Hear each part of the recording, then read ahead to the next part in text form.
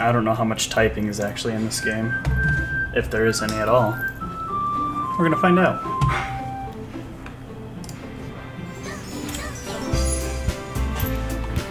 Fuck, glitching. There we go.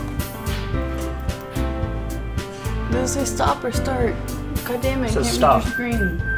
It says stop. Oh, she already started recording? No, I was streaming. Same thing. No, it's not. You know what I meant. Oh shit, son. That's not good. You mean you started without me? I see how I rank.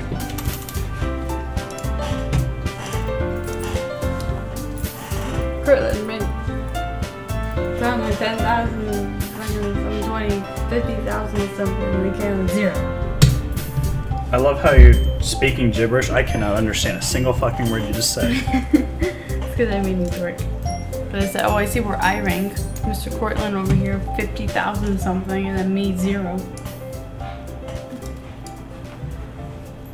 Okay. Because you started without me. I just got the stream started. I wasn't starting the damn game yet. Exactly, you started without me.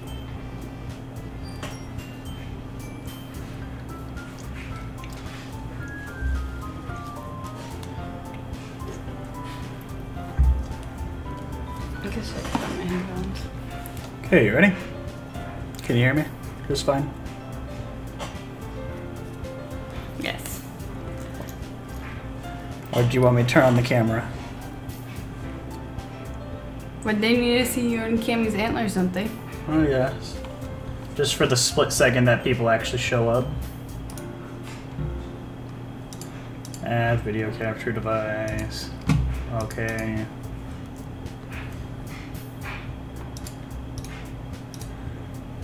Look, I got antlers. That's great. Look at them. And then look over there. I can't zoom in that well. Look at it. It's big and scary.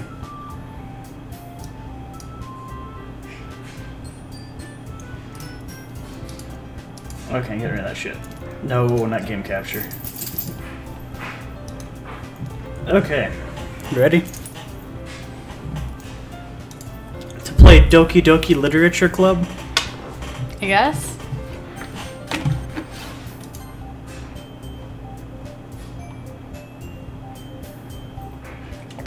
While drinking a jug of milk.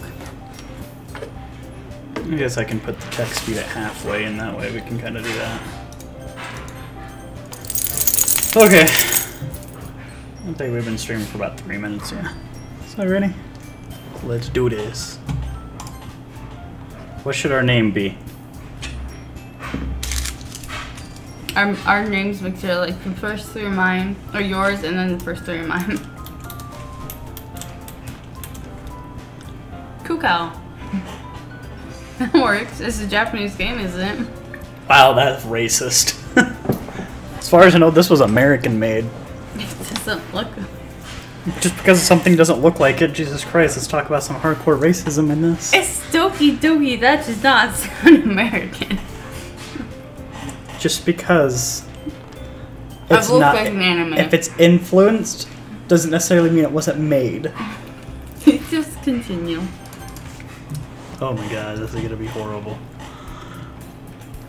Hey! Heck off, friend. Hey. History skip. Oh, okay, so there's stuff there.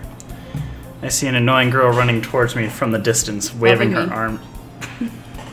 Waving her arms in the air like she's totally oblivious to any attention she might draw to herself. Definitely me. Yeah, it's you. That girl is Sayori, my neighbor, a good friend since we were children. You know, the kind of friend that you'll never see yourself making today, but it just kind of works out because we've known each other for so long. Like many, I guess. We used to walk to school together on days like this, but starting around high school, she would oversleep more and more frequently, and I would get tired of waiting up. That's me. Mm-hmm. But if she's going to chase after me like this, I almost feel better off running away. However, I just sigh and idle in front of the crosswalk and let Sayori catch up to me. Yep, looks about like you. Go put in my bow. Yep. Gotta dye your hair pink too. No.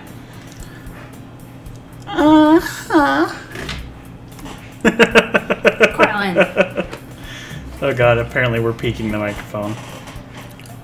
I'll turn that down a little bit.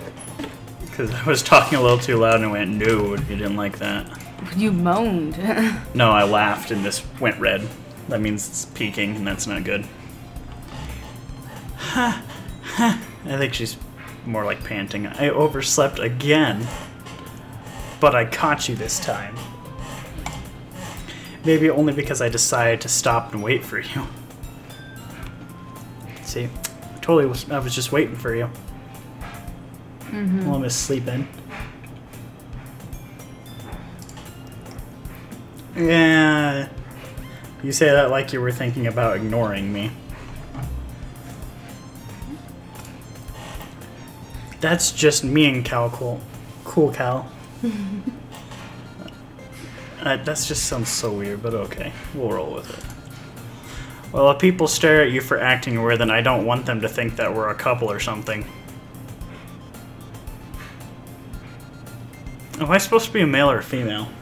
I don't know. Fine, fine. But if you did wait for me, after all. Wait, you did wait for me, after all. I guess you don't have to have it in you to be mean, even if you wanted to. Whatever you say, Sayori. Do it. You can do it. That's you. That's definitely you. We cross the street together and make our way to school. As we draw near, the streets become increasingly speckled with other students making their daily commute. By the way, Cal Cool. Or, that sounds... I want to say Cal Cool, not Cool Cal. Mm-hmm. Have you decided on what club to join yet? A club? Yeah, I already told you. Like, I'm really not interested in joining any clubs. That's exactly how I sound. I haven't been looking either. Are you going to join in on this, or am I going to talk the entire time? I'm eating goldfish. Fine. That's not true. You told me you would join a club this year. Did I? I'm sure it's possible that I did in one of the many conversations where I dismissively go along with whatever she's going on about. Okay, that's definitely you. Oh, that is definitely me. Okay, now I'll talk. Sawyer likes to worry a little too much about me when I'm perfectly content just getting by on the average while spending my free time on games and anime. That's you. Uh-huh. Look at my line. My line. I was talking about how I'm worried that you won't learn how to socialize or have any skills before college.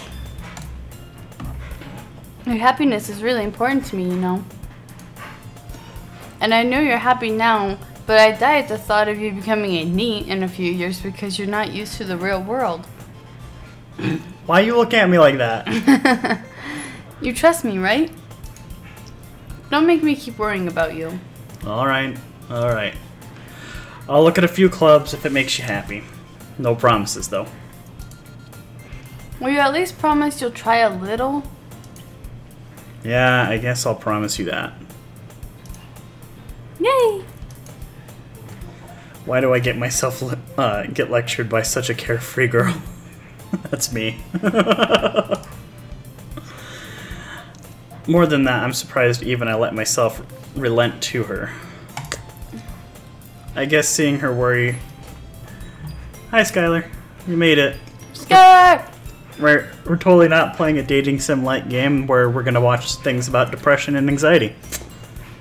I mean, what? Sounds like you and me. I guess seeing her worry so much about me makes me want to ease her mind at least a little bit, even if she does exaggerate everything inside her head.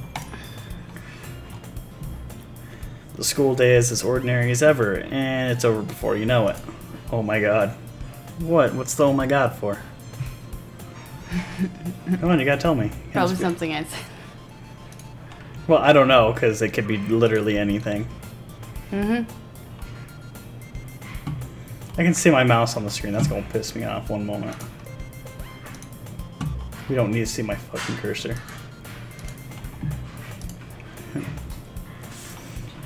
After I pack my things, I stare blankly at the wall, looking for an ounce of motivation.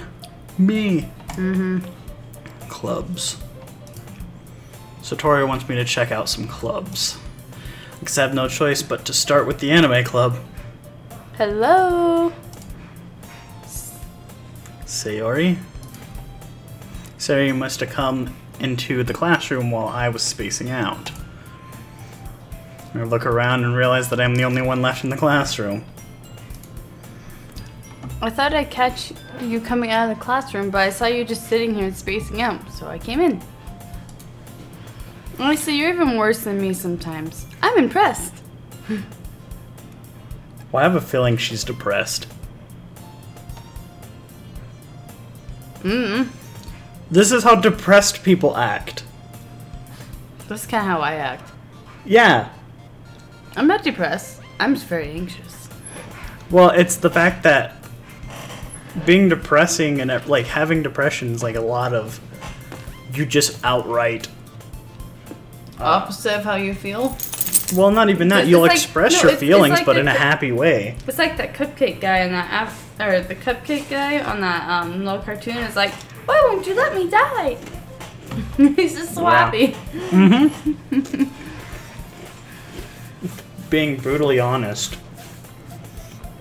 while smiling about it.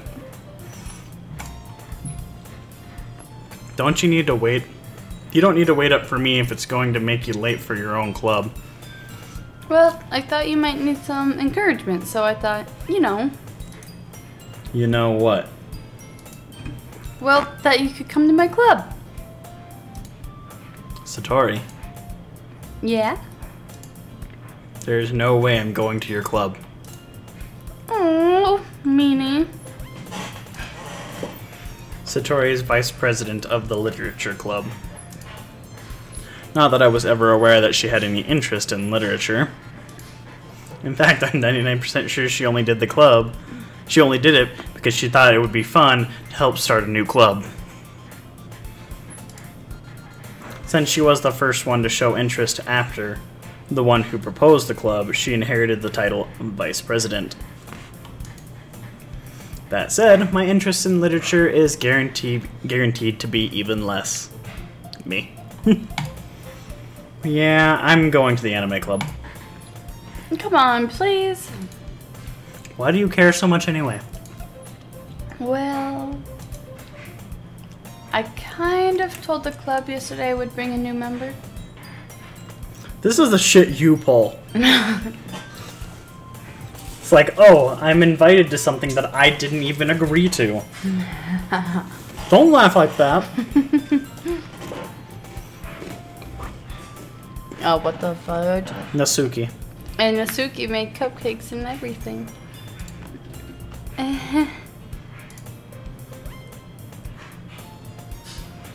Don't make promises you can't keep. Huh, KK? Shut up. I can't tell if Satori is really that much of an airhead or if she's so cunning as to have planned all of this out. I let out a long sigh. Me, I do that a lot. Mm-hmm. Fine, I'll stop by for a cupcake, okay? No, you have to say, fine. Fine! Yes, let's go. And thus, today marks the day I sold my soul for a cupcake. Oh my god!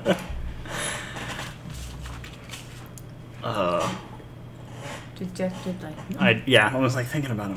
I dejectedly follow Satori across the school and upstairs, a section of the school I rarely visit, but generally used for the third year classes and activities. Satori, full of energy, swings open the classroom door. Everyone, the new member is here. I told you, you don't have to call me a new member. Your turn. I glanced around the room. Welcome to the Literature Club. It's a pleasure meeting you. Satori always saying nice things about you. You won. Seriously? You brought a boy? Way to kill the atmosphere. So I am male. Cookhouse, where's the prize? I got my voices down. Welcome to the club. All words escape me in this situation. That's me. This club is full of incredibly cute girls. Boom! Nailed it. Except for the video game club, never had any. No women came when I was in high school. I think I took you once. Maybe, I don't know. What are you looking at? If you want to say something, say it. Sorry. Natsuki? The girl with the sour attitude, whose name apparently Natsuki, is one I don't recognize. Wait. Okay. Her small figure makes me think she's probably a first year. She's also one who made cupcakes, according to Satori. I mean, Sayuri. You can just ignore her when she gets moody. Sayuri says that quietly into my ear and then turns back towards the other girls. Anyway, this is Natsuki. This is Natsuki, always full of energy. And this is Yuri, the smartest girl in the club. Don't say things like that. Yuri appears comparatively more mature and timid, seems to have a hard time keeping up with people like Sayuri and Natsuki. Well, it's nice meeting both of you.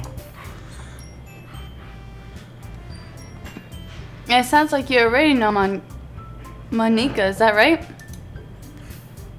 That's right! I didn't say, I think that's you. So I'm doing all the narration and then the 2 girls and you're doing 3 girls. See if you can keep up with this. I probably can't. It's great to see you again, Kuka. Monica. That's Monica. Oh. Monica. Okay. That's a normal name. Smiles sweetly. We do know each other. Well, we rarely talked, but we were in the same class last year. Monica was probably the most popular girl in class. Smart, beautiful, athletic. Totally not me. Basically, completely out of my league. So having her smile at me genuinely feels like... You too, Monica. Come sit down, Kuka. We made room for you at the table, so you can sit next to me or Monica. I'll get the cupcakes. Oh, I guess I was playing her. Hey, I made them. I'll get them. I don't like her. Sorry, I get a little too excited. Then, how about I make some tea as well? The girls have a few desks arranged to form a table. As Sayori mentioned, it has been widened so that there is one space next to Monica and one space next to Sayori. Natsuki and Yuri walk over to the corner of the room where Natsuki grabs a wrapped tray and Yuri opens the closet. Still feeling awkward, I take a seat next to Sayori. Natsuki proudly marches back to the table, tray in hand. Okay, are you ready? Ta-da! Oh, whoa!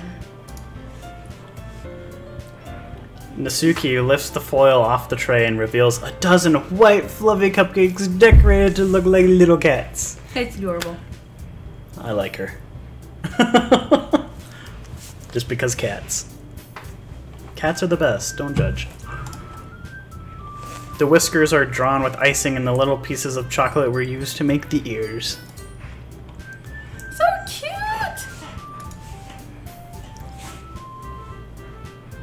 Oh yeah, I guess I'm into her. Remember, you're Monica. I had no idea you were so good at baking, Nasuki. Weird names. Weird. Well, you know. The fucking little tooth. For the vampire. I don't understand this shit right here. How the fuck do you do that? Anyway. Just hurry. Oh, that's you. Just hurry and take one. Sayori grabs the first one. Then Monica. And I follow. It's delicious! Sayori talks with a mouthful and has already managed to get icing all over her face. I turn the cupcake around in my fingers, looking at the best angle to take a bite. Nasuki is quiet. Can't help but notice her sneaking glances in my direction. Is she waiting for me to take a bite? Finally bite down. The icing is sweet and full of flavor. I wonder if she actually made it herself. This is really good.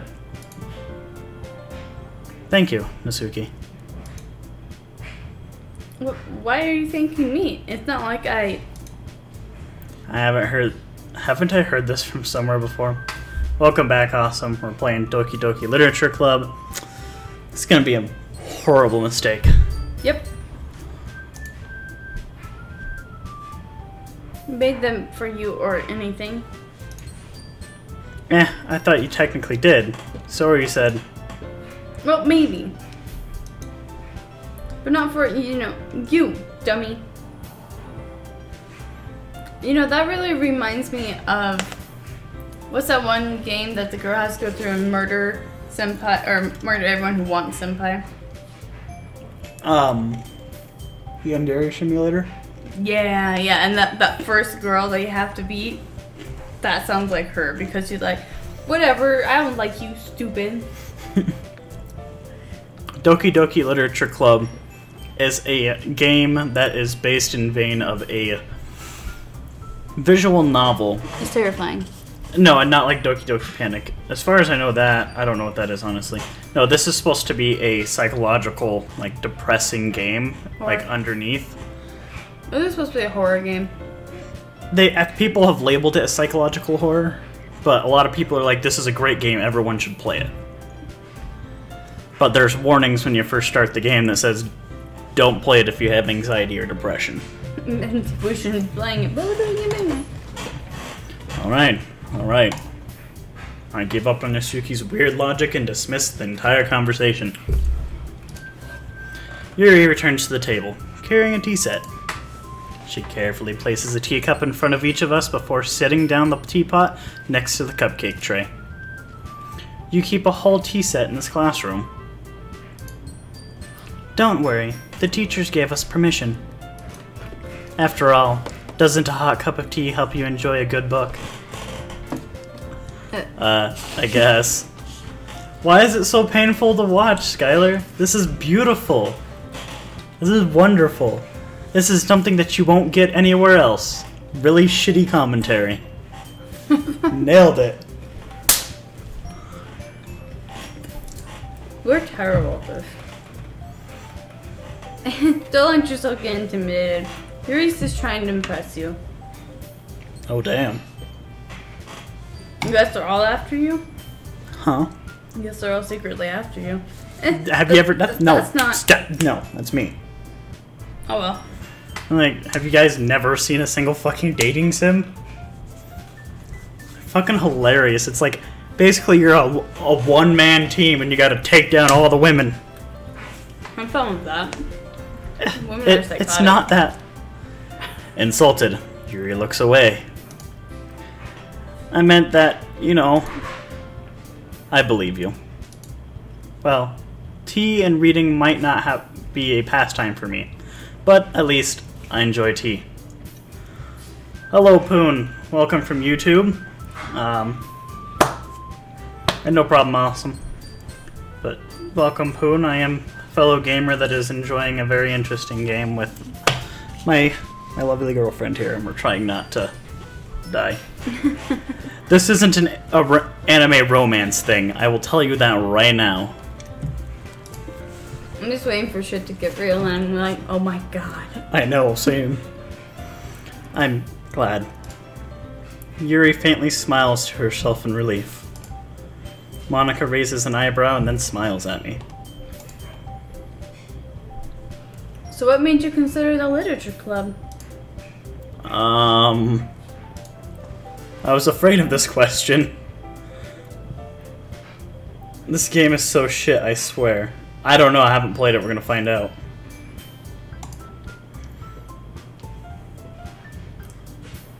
Oh, Jesus, why do you have to, like, spoil shit? No! I didn't read it. Fuck. Well, I'm gonna do it the easy way. I'm gonna close the chat and I'm gonna reopen it. I was afraid that someone was gonna do that.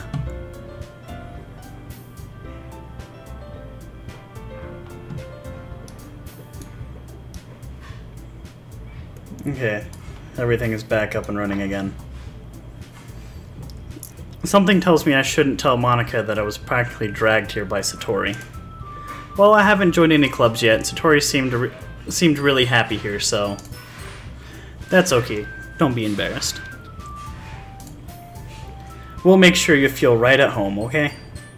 Oh wait, shit, I'm reading your lines. Yeah, I just realized that, but I was just gonna let you do it. As president of the literature club, it's my duty to make the club fun and exciting for everyone. How did you answer the question? You just read it through the entire game. You don't actually answer anything. Oh no. What did he say though? That he just wanted to come here because he could and because Satori seemed really happy here. Oh, okay. And good morning, Miko. Right now it is currently 7 at night here. So, and no, I haven't seen any of the internet memes because I don't pay attention to a lot of memes like that. The only thing I've seen on this is that it's a game that exists and that it's really good for story-wise, but I don't know. Stop! The only game that I know of that's really, really good is Life is Strange. That is my favorite. I apologize, everyone. Please stop doing spoilers, because this is something I don't want to spoil myself. Or my girlfriend here does not want to spoil for herself. Please. That's just common courtesy, please.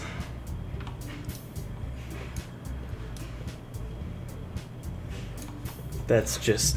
Please don't. Okay. Monica, I'm surprised.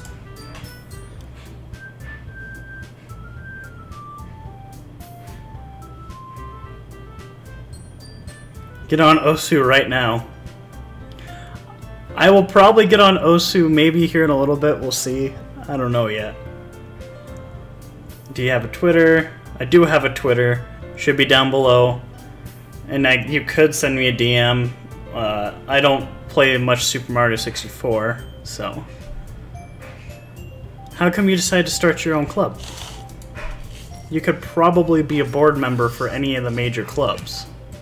Weren't you a leader of the debate club last year? Well, you know, to be honest, I can't stand all the politics around the major clubs. It feels like nothing but arguing about the budget and publicity and how to prepare for events. I'd much rather take something I personally enjoy and make something special out of it. If it encourages others to get into literature, then I'm fulfilling that dream. Monica is a really great leader.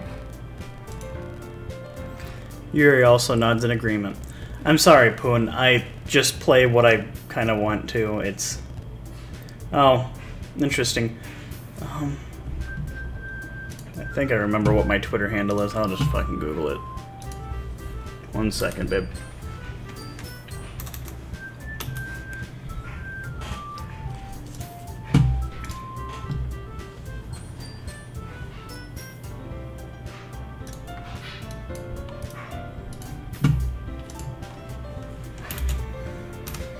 Right, it should be there. Just show my screen and let's go back to the damn game. Yuri nods in agreement. Then I'm surprised there aren't more people in the club yet. It must be hard to start a new club. You could put it that way. Not many people are very interested in putting out all the effort to start something brand new. Especially when it's something that doesn't grab your attention, like literature. You have to work hard to convince people that you're both fun and worthwhile. But it makes school events like the festival that much more important. I'm confident that we can all really grow this club before we graduate. Right, everyone? Yeah. We'll do our best. You know it. Everyone enthusiastically agrees. Such different girls, all interested in the same goal.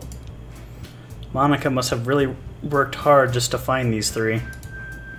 Maybe that's why they're all so delighted by the new idea of a new member joining. Whoops, I should English better. I am not sure what you're doing here. Really bad aim. Wait a minute. Did my shit not get updated on Twitch? Fuck, that might explain a lot.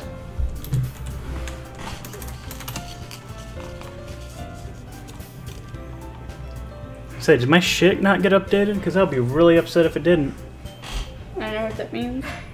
Like it didn't record? Fuck, it didn't update.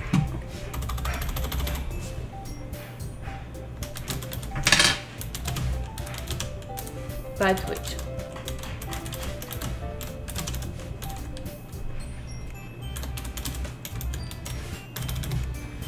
That's literally what's going on. Doki. I had it done, but apparently I never updated it. Shit, son. It's like really bad aim sounds like something that comes out of OS, and I'm like, oh shit. That really kind of took me for a spin there. But I hope you enjoy what you're seeing, because I don't know, we're gonna find out. It's interesting. Very slow so far. I imagine this to be probably like 3 or 4 hours long, personally. Long enough to grab everyone's attention, then for the climax to happen. Even though I still really don't know if I can keep up with their level of enthusiasm about literature. So, Kokal, what kind of things do you like to read? Well, considering how little I've read in the past few years, I really don't have a good way of answering that. Manga. I mutter out quietly to myself, half jokingly. Nat's head suddenly perks up. It looks like she really wants to say something, but she keeps quiet. Not much of a reader, I guess. Well, that can change.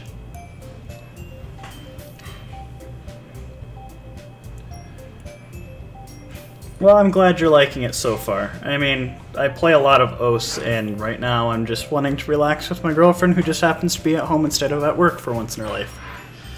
Yeah, always at work. But I'm keeping my schedule. I already told you that that was the thing that was going to happen. What am I saying? I spoke without thinking after seeing Yuri's sad smile. Anyway, how about you, Yuri? Well, let's see. Yuri traces the rim of her teacup with her finger. My favorites are usually novels that build a deep and complex fantasy worlds. That build deep. Wow. English is great. Where are you going? I'm getting tea because they have inspired me. Oh, Jesus. I already have tea. I didn't even grab it.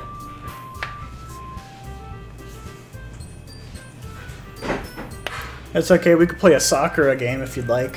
What? What? Well, I'll just leave it at that. You can look it up for yourself. We could play Honey Pop. We could play what I'm wearing. Yeah, but it's not out yet. Damn it! So I guess I'm just going to read this out loud really loudly. Yeah, I know Life is Strange 2 is out. Yes, it is. I don't know how good it is. Well, it's not fully out. The level of creativity and craftsmanship behind them is amazing to me. And telling a good story is such a foreign world, in such a foreign world, is equally impressive. Yuri goes on, clearly passionate about her reading. Oh my gosh. She seemed so reserved and timid since the moment I walked in, but it's obvious by the way her eyes light up that she finds her comfort in the world of books, not people. But, you know, I like a lot of things. Stories with deep psychological elements usually immerse me as well. Oh boy. Isn't it amazing how a writer can so deliberately take advantage of your own lack of imagination to completely throw you for a loop? Here we go. Anyways, I've been reading a lot of horror lately. God damn, this like took a turn already. Good. Not like a drastic turn, but it's like, this does not fit the art style. It doesn't fit the music that's so happy and cheery. It's just... Good. It's ironic. I know. I'm so scared, honestly, of what... Be terrified. Well, now I already know what happens, but the question is who. No, I didn't see it, luckily. That's fine, so we'll just leave it at that. I went to read it and you clicked X. I'm like, oh, again. Anyway, I've been reading a lot of horror lately. I read a horror book once. I desperately grabbed something I can relate at a minimal level. At this rate, we might as well be having a conversation with a rock. That sounds like you.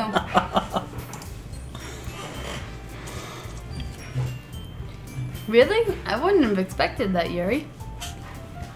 Damn right. I'm gonna go ahead and save real quick. And we'll go ahead and keep going. For someone as gentle as you. I guess you could say that. But if a story makes me think, or it takes me to another world, then I just can't put it down. You know, that can be like psychological shit, and you shouldn't do that. Surreal horror is often very successful at changing the way you look at the world, if only for a brief moment. Ugh, I hate horror. Oh, why's that? Well, I just... Nasaki's eyes dart over for me for a split second. What's her obsession with staring at me, apparently? I don't know, maybe you're really cute. Damn right. I mean, these fucking antlers are great. Never mind.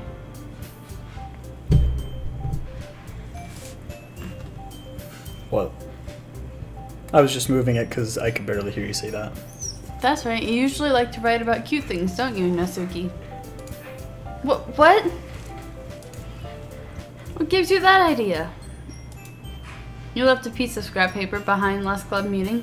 It looked like you were working on a poem called Don't Say It Out Loud. And give that back. Fine, fine.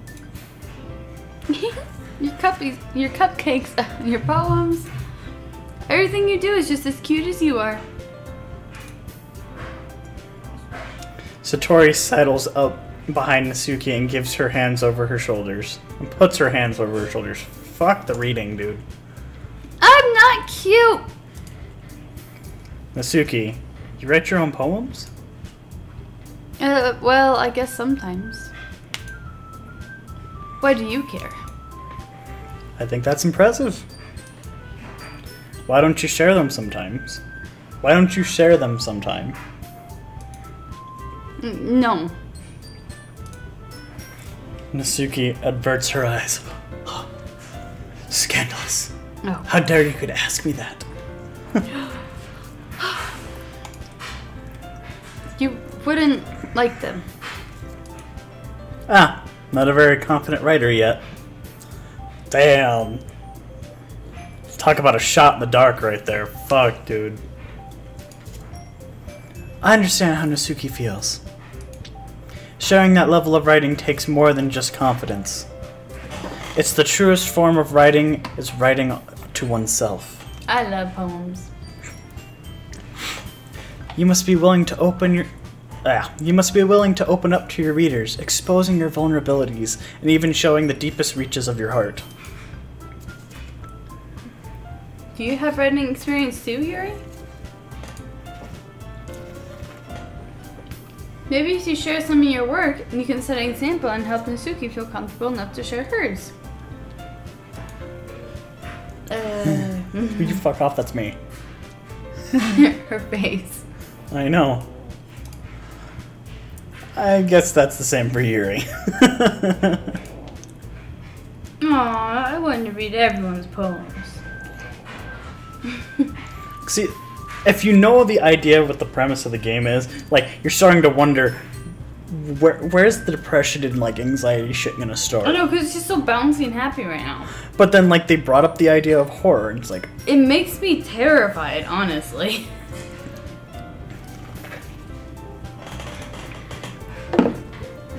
We all sit in silence for a moment. Cricket.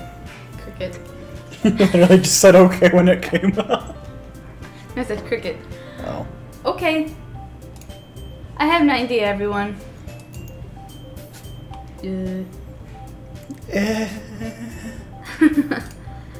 Natsuki and Yuri look quite quizzical at Monika. Let's go home and write poems of our own. And the next time we meet, we'll all share them with each other. Fuck you. That way, everyone is even. Yeah, let's do it. I played her so well. Plus, now that we have a new member, I think it will help us all get a little more comfortable with each other and strengthen the bond of the club. Isn't that right, Kukao? Monika smiles warmly at me once again. Hold on. There's still one problem. What's that? Now that we're back to the original topic of me joining the club, I bluntly came forth and what had been on my mind the entire time. I never said I'd join this club. Satori may have convinced me to stop by, but I never made any decision. I still have other clubs to look at, and I'm losing my train of thought. Welcome back. All four girls stare back at me with dejected eyes. But I'm sorry. Your turn. I'm sorry. I thought... Cool, pal. You all... I'm defenseless against these girls.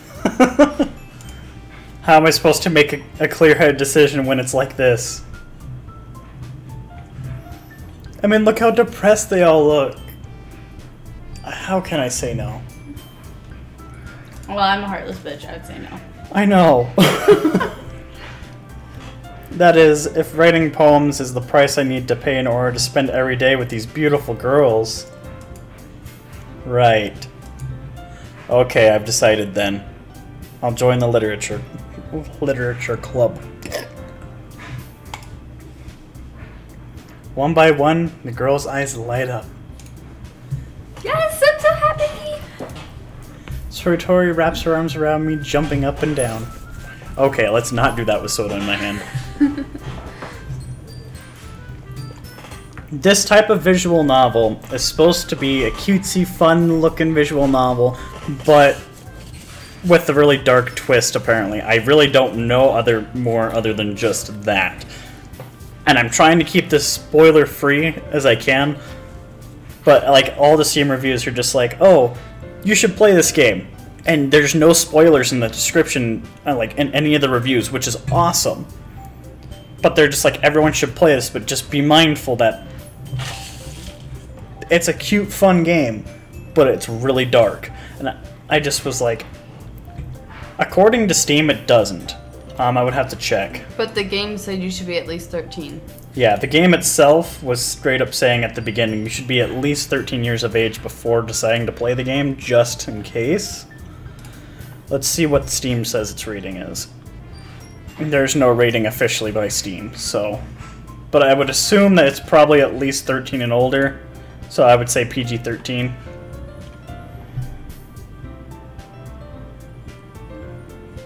Okay, bye then. Why is that?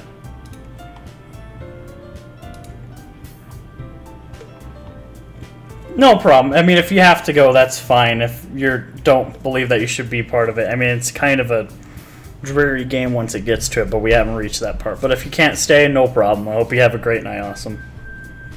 Ah, makes sense. Otherwise, I hope you have a good night. You really did scare me there for a moment. If you really just came for the cupcakes, I would be super pissed. I would fully understand. Then that makes it official. Welcome to Electra Club. You sold your soul for a cupcake. Damn right I did. Ah, thanks, I guess. Okay, everyone.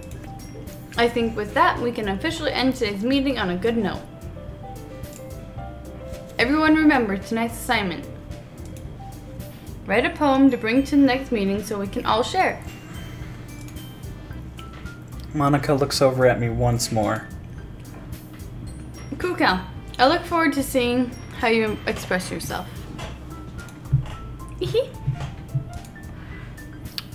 Yeah.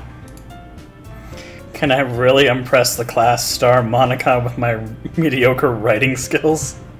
Probably not. I already feel anxiety welling up inside of me. Oh, there's anxiety. Really? Meanwhile, the girls continue to chit-chat as Yuri and Natsuki clean up their food. Hey, Kukan, since we're already here, do you want to walk home together? That's right. Satori and I never walked home together anymore because she's always stayed after school for clubs. Sure, might as well. Yay! With that, the two of us depart from the club room and make our way home. The whole way, my mind wanders back and forth between the four girls. Satori, Natsuki, Yuri, and of course, Monica. Oh god. That burned. Oh, my chest. Will I really be happy spending every day after school in the literature club? Perhaps I'll have a chance to grow closer to one of these girls. This is straight up like dating sim territory, but you don't have choices in it. It just tells you the story. Alright. I just need to make most of my circumstances, and I'm sure good fortune will find me. Well, hopefully. And I guess that starts with writing a poem tonight. Okay, time to write a poem. Pick the words you think your favorite club member would like. Something good might happen with whoever likes your poem the most.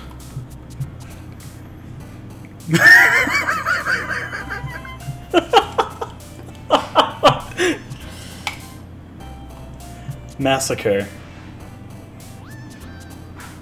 Should I make it the most depressing shit ever? Do it. Cry. Suicide. Tragedy. Contamination. Sure. Well, yeah. Misery. Where to go? Depression. Spies, would it? Yeah, spies. Graveyard. Uncanny. Hopeless. Death. Misfortune. Oh, yeah, death. Climax. That would actually be anxiety for that one. Kawaii.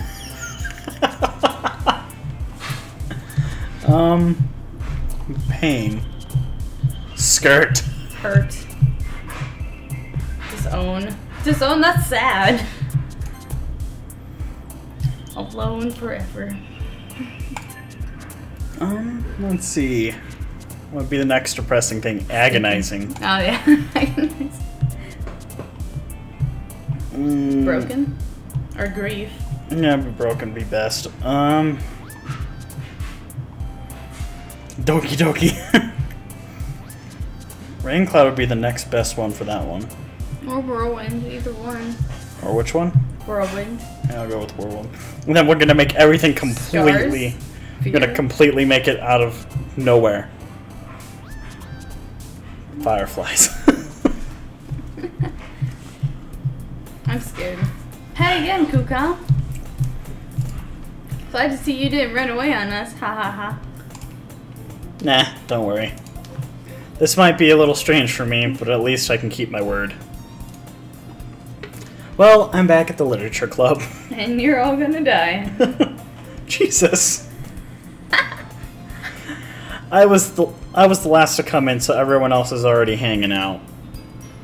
Thanks for keeping your promise, Kukal. I hope this isn't too overwhelming of a commitment for you. Making you dive headfirst into literature when you're not accustomed to it. Yeah, you're going like the bone. Oh, come on. He deserves any slack. Dude, she's like fucking straight up an asshole. Yeah. So you already told me you didn't even want to join any clubs this year. And last year, too. I don't know if you plan to just come here and hang out or what. But if you don't take us seriously, then you won't see the end of it.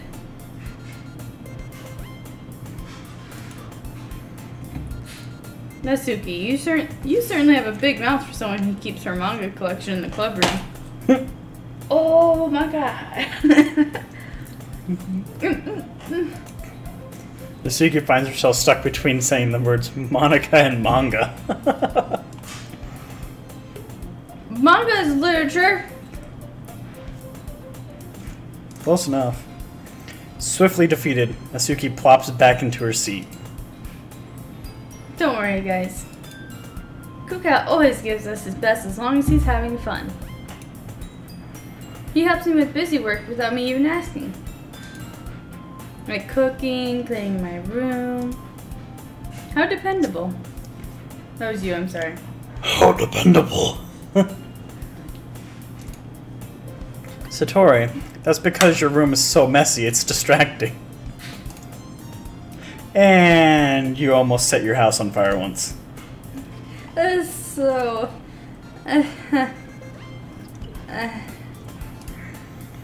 You two are really good friends, aren't you? I might just be a little jealous. How come? You and Kuka can be good friends too. Satori?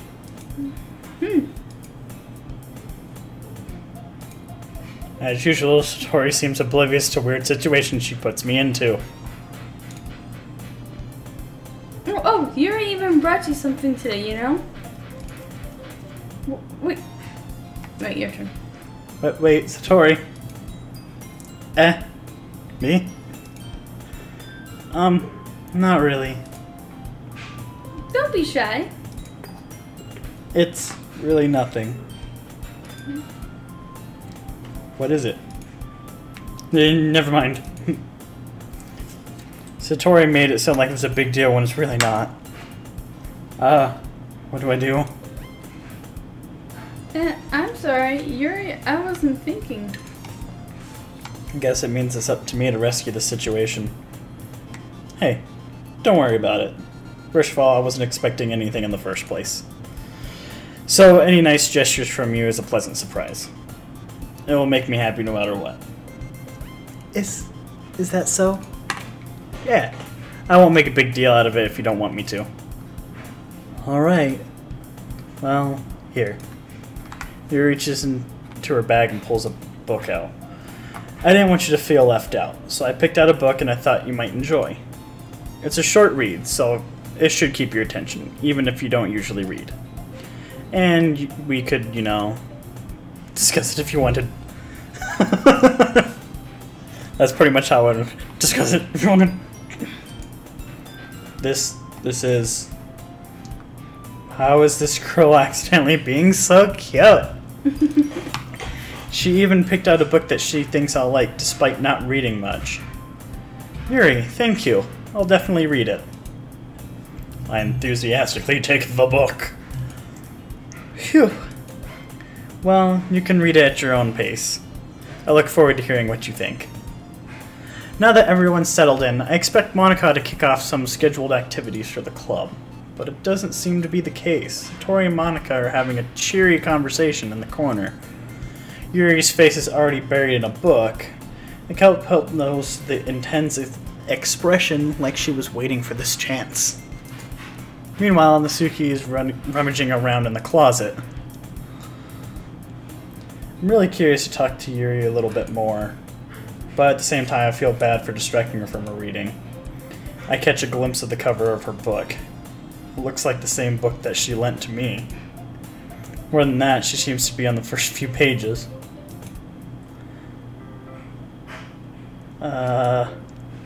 Crap. I think she noticed me looking at her. She sneaks another glance at me, and our eyes meet for a split second. But that only makes her hide her face deeper in her book. Sorry, I was just spacing out. I muttered this, sensing I made her feel uncomfortable. Oh, it's fine. If I was focused, then I probably wouldn't have noticed it in the first place. But I'm just reading this for a bit. I'm just rereading a bit of this, so... That's the book you gave me, right? Mm-hmm. I just wanted to reread some of it. Not for any particular reason. You probably never read it. Just curious how you come to have 2 copies of the same book. Well, I stopped by the bookstore yesterday. It's not what I meant. I mean, I just happened to buy 2 of them. I see. There's something fairly obvious that Yuri isn't telling you, but I decided to let it go. That's me and you half the time. It's like you say, I'm just like, I'm just gonna let it go. I'm not even gonna try and dig any deeper into that rabbit hole. I'll definitely start reading it soon. I'm glad to hear. Once you start picking it up, you might have a hard time putting it down. It's a very engaging and relatable story. Is that so? What's it about anyway? Well, really looks close to the book and scans your eyes over the back. The book is titled Portrait of Markov. There's an ominous-looking eye symbol on the front cover. Alright, I just wanted to make sure that I don't accidentally give anything away. Basically, it's about this girl in high school who moves in with her long-lost younger sister. But as soon as she does so, her life really gets strange. She gets targeted by these people who escaped from a human experiment prison. And while her life is in danger, she needs to desperately choose who to trust. No matter what she does, she ends up destroying most of her relationships and her life starts to fall apart. That's kind of dark, isn't it? You made it sound like she was going to be a nice story, so that dark turn came out of nowhere. Yuri gently giggles all of a sudden. I'm scared of her. Are you not a fan of that kind of thing, Cool Cal? No, it's not that. You're gonna die. I mean, I definitely enjoy these kinds of stories, so don't worry. I hope so. Kimmy almost died. Yeah, I totally forgot that Yuri is into these things. She's so shy and reclusive on the outside, but her mind seems to be completely different. That's just one of those stories. They challenge you to look at life from a strange new perspective. When horrible things happen, not just because someone wants to be evil, but because they have their own goals and their own psychology or physiology? Physiology. That they believe in. Would it be physiology? Mm-hmm. Okay. I don't know. I'm a fucking moron. Then suddenly, when you thought you related to the protagonist, they made it out to be the naive one for letting their one-sided morals interfere with the villain's plans. I'm rambling on, aren't I? Not again. I'm sorry. Hey, don't apologize. I haven't lost interest or anything. Well, I guess that's alright then. But I feel like you should just let you know that I have this problem. When I let things like books and writing fill my thoughts, I kind of forget to pay attention to other people. So I'm sorry if I end up saying things, saying something strange. Oh, you already have. And please stop me if I start talking too much. You're talking too much. I really don't think you need to worry. It's just that you're just so passionate about reading, and it's the least I can do is listen. It's a literature club after all. That's true. In fact, I might as well get started reading it. Okay, then we'll just keep it at that. Don't say anything further.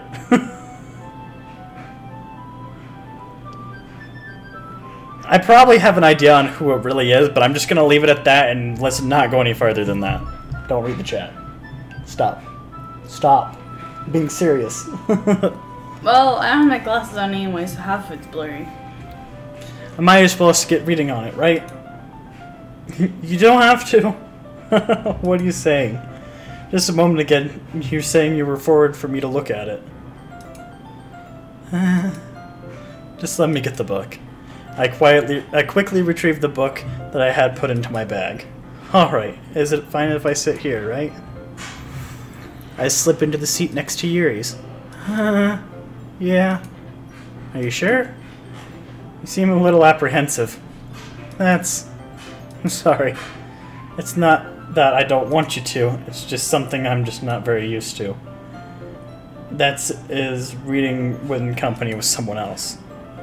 I see. Well, just tell me if I end up distracting you or anything. Alright. I'll open the book and start the prologue. As soon as I understand what Yuri means about reading in company. I soon understand what Yuri means about reading in company. Fuck, dude. You suck at this. I do, okay? I was never good at reading out loud. It's as if I can feel her presence over my shoulder as I read. It's not a particular bad thing. Maybe a little distracting, but I feel the feeling is somewhat comforting. Yuri's in the corner of my eye. I realize that she's not actually looking at her own book. I glance over and she's reading from my book instead. Sorry, I was just... Yuri, you really apologize a lot, don't you? I do? I really don't mean to. Sorry. I mean... Here. This should work, right? I slide my desk up against Yuri's and hold my book more between the two of them. I suppose so. Yuri timidly closes her own copy. Once we lean in for a little bit, her shoulders are almost touching. Our shoulders are almost touching. It feels like my left arm is in the way, so instead of using my right hand, I use my right hand to open the book. I guess it makes it kind of difficult to turn the page. Here. Yuri takes her left arm and holds the left side of the book between her thumb and her forefinger. I do the same with my right arm on the right side of the book. That way I turn the page and Yuri slides under her thumb after it flips on her side. But in holding it like this, we're huddled even closer together than before. It's actually kind of distracting me. It's as if I can feel the warmth of Yuri's face and she's cornering my vision. Are you ready? Turn the page. Sorry. I got a little bit distracted for a second. I glance over at Yuri's face again and our eyes meet. I don't know how I'll be able to keep up with her. That's okay. You're not used to reading, right? I don't mind being patient if it takes you a bit longer. She's smiling now. Aw, you blushing. So cute. Would you agree? Not as cute as me, but yes. It's probably the least I could do, since you've been so patient with me. Yeah. Thanks. We continue reading. Yuri no longer asks me if I'm ready to turn the page. Instead, I just assume she finishes the page before me, so I turn it by my own violation. Hot. Cammy's a heater. You turn on the fan. Or take the dog and let her do her own thing. Who turned it off? It's been off. Have a heater. Come here, baby. It has a chihuahua. Oh my god. We continue the first chapter in silence. Even so, turning the page almost feels like an intimate exchange. Don't put that on my head. Where are you going? Oh, turning on the fan. My thumb gently letting go of the page and letting it flutter over her side as she catches it with her own thumb. Hey Yuri, this might be a silly thought, but the main character kind of reminds me of you a little bit. You think so? How does she? Well, I guess she's more blunt in a lot of ways, but she also second guesses all of the things that she says and does. Like she's afraid that she'll do something wrong. It's not like I can see in your head or anything, but you're kind of reminiscent of some of your mannerisms. I see. You remain silent for a moment. Kukal, that's probably a terrible thing to have in common with her. That's so embarrassing that you think of that. Wait, I didn't mean anything in a bad way. Sorry, I really don't know if you were self-conscious about that sort of thing. ... I guess I meant more of kind of cute. Huh. What you're saying all of a sudden. Okay, everyone. Oh, that's you. Spooked. I think it's about time we share today's poems with each other. Oh, I've been waiting for this. This is horrible. If she shakes, it's fine. That's why I was just stopping talking. We might not have enough time if we wait too long. Out of all places you could have shaken. Right behind the microphone. That's kind of weird. Yuri exhales, spared from finishing her thought. Is that alright, Yuri? You kind of look down. I'm sorry if you haven't been looking forward to this. Nah, it's not. It's fine. She releases her hand from the book, causing the top of it to close on my thumb. Alright. I guess I'll have to do some more reading tonight. Or would you prefer I only read it with you? That was smooth as fuck.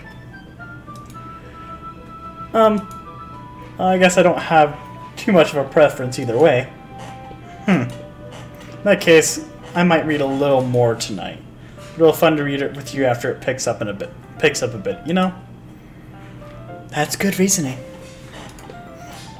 In that case, I feel free to finish the first 2 chapters on your own time. All right. I stand up. Make a mental note of where I left off in the book, then slip it back into my bag. You think you're cool? No way, did you remember to write a poem last night? Yeah. My relaxation ends. I can't believe I agreed to something so embarrassing. I couldn't really find much inspiration since I never really done this before.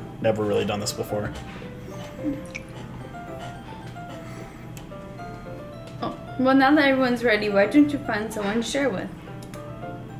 I can't wait! Satori and Monica enthusiastically pull out their poems. Satori's is the one wrinkled sheet of loose-leaf paper torn from a spiral notebook. On the other hand, Monica wrote hers in a composition notebook. I can already see Monica's pristine handwriting from where I sit. Natsui and Yuri reluctantly. Really? Comply as well. Oh, okay, I get it now. Reaching into their bags. I do the same myself.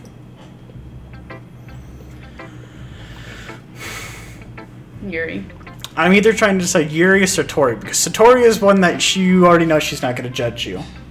And with Yuri, you already have somewhat of a bond with her already. Or you could just scare the crap out of Monica or Natsuki. I'm going to go with Satori. I'm definitely most comfortable with sharing with Satori first. Oh shit. Shit. Okay, we're good. She is my good friend after all. Oh my goodness. This is so good, Kukal. The fuck? I love it. I just wrote a poem about death and suicide. The greatest people surprise you. I'm just gonna keep my thoughts to myself on this one. I had no idea you were such a good writer. Satori, you must be seriously overreacting. That's me right now. Oh man. I'm not a good writer. I'm not a good writer after all. Honestly, I have no idea what I'm doing. Well, maybe that's why. Because I have no idea what I like either.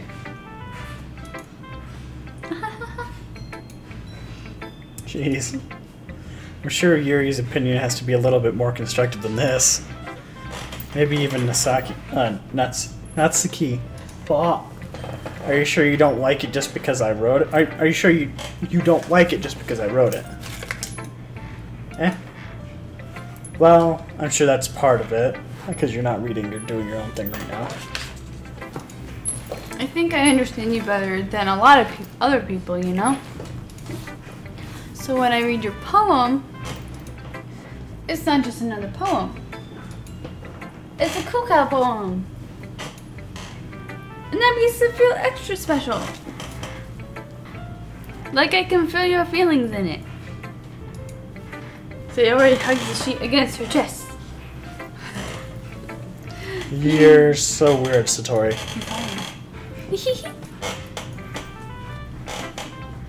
I'm really happy just that you wrote one.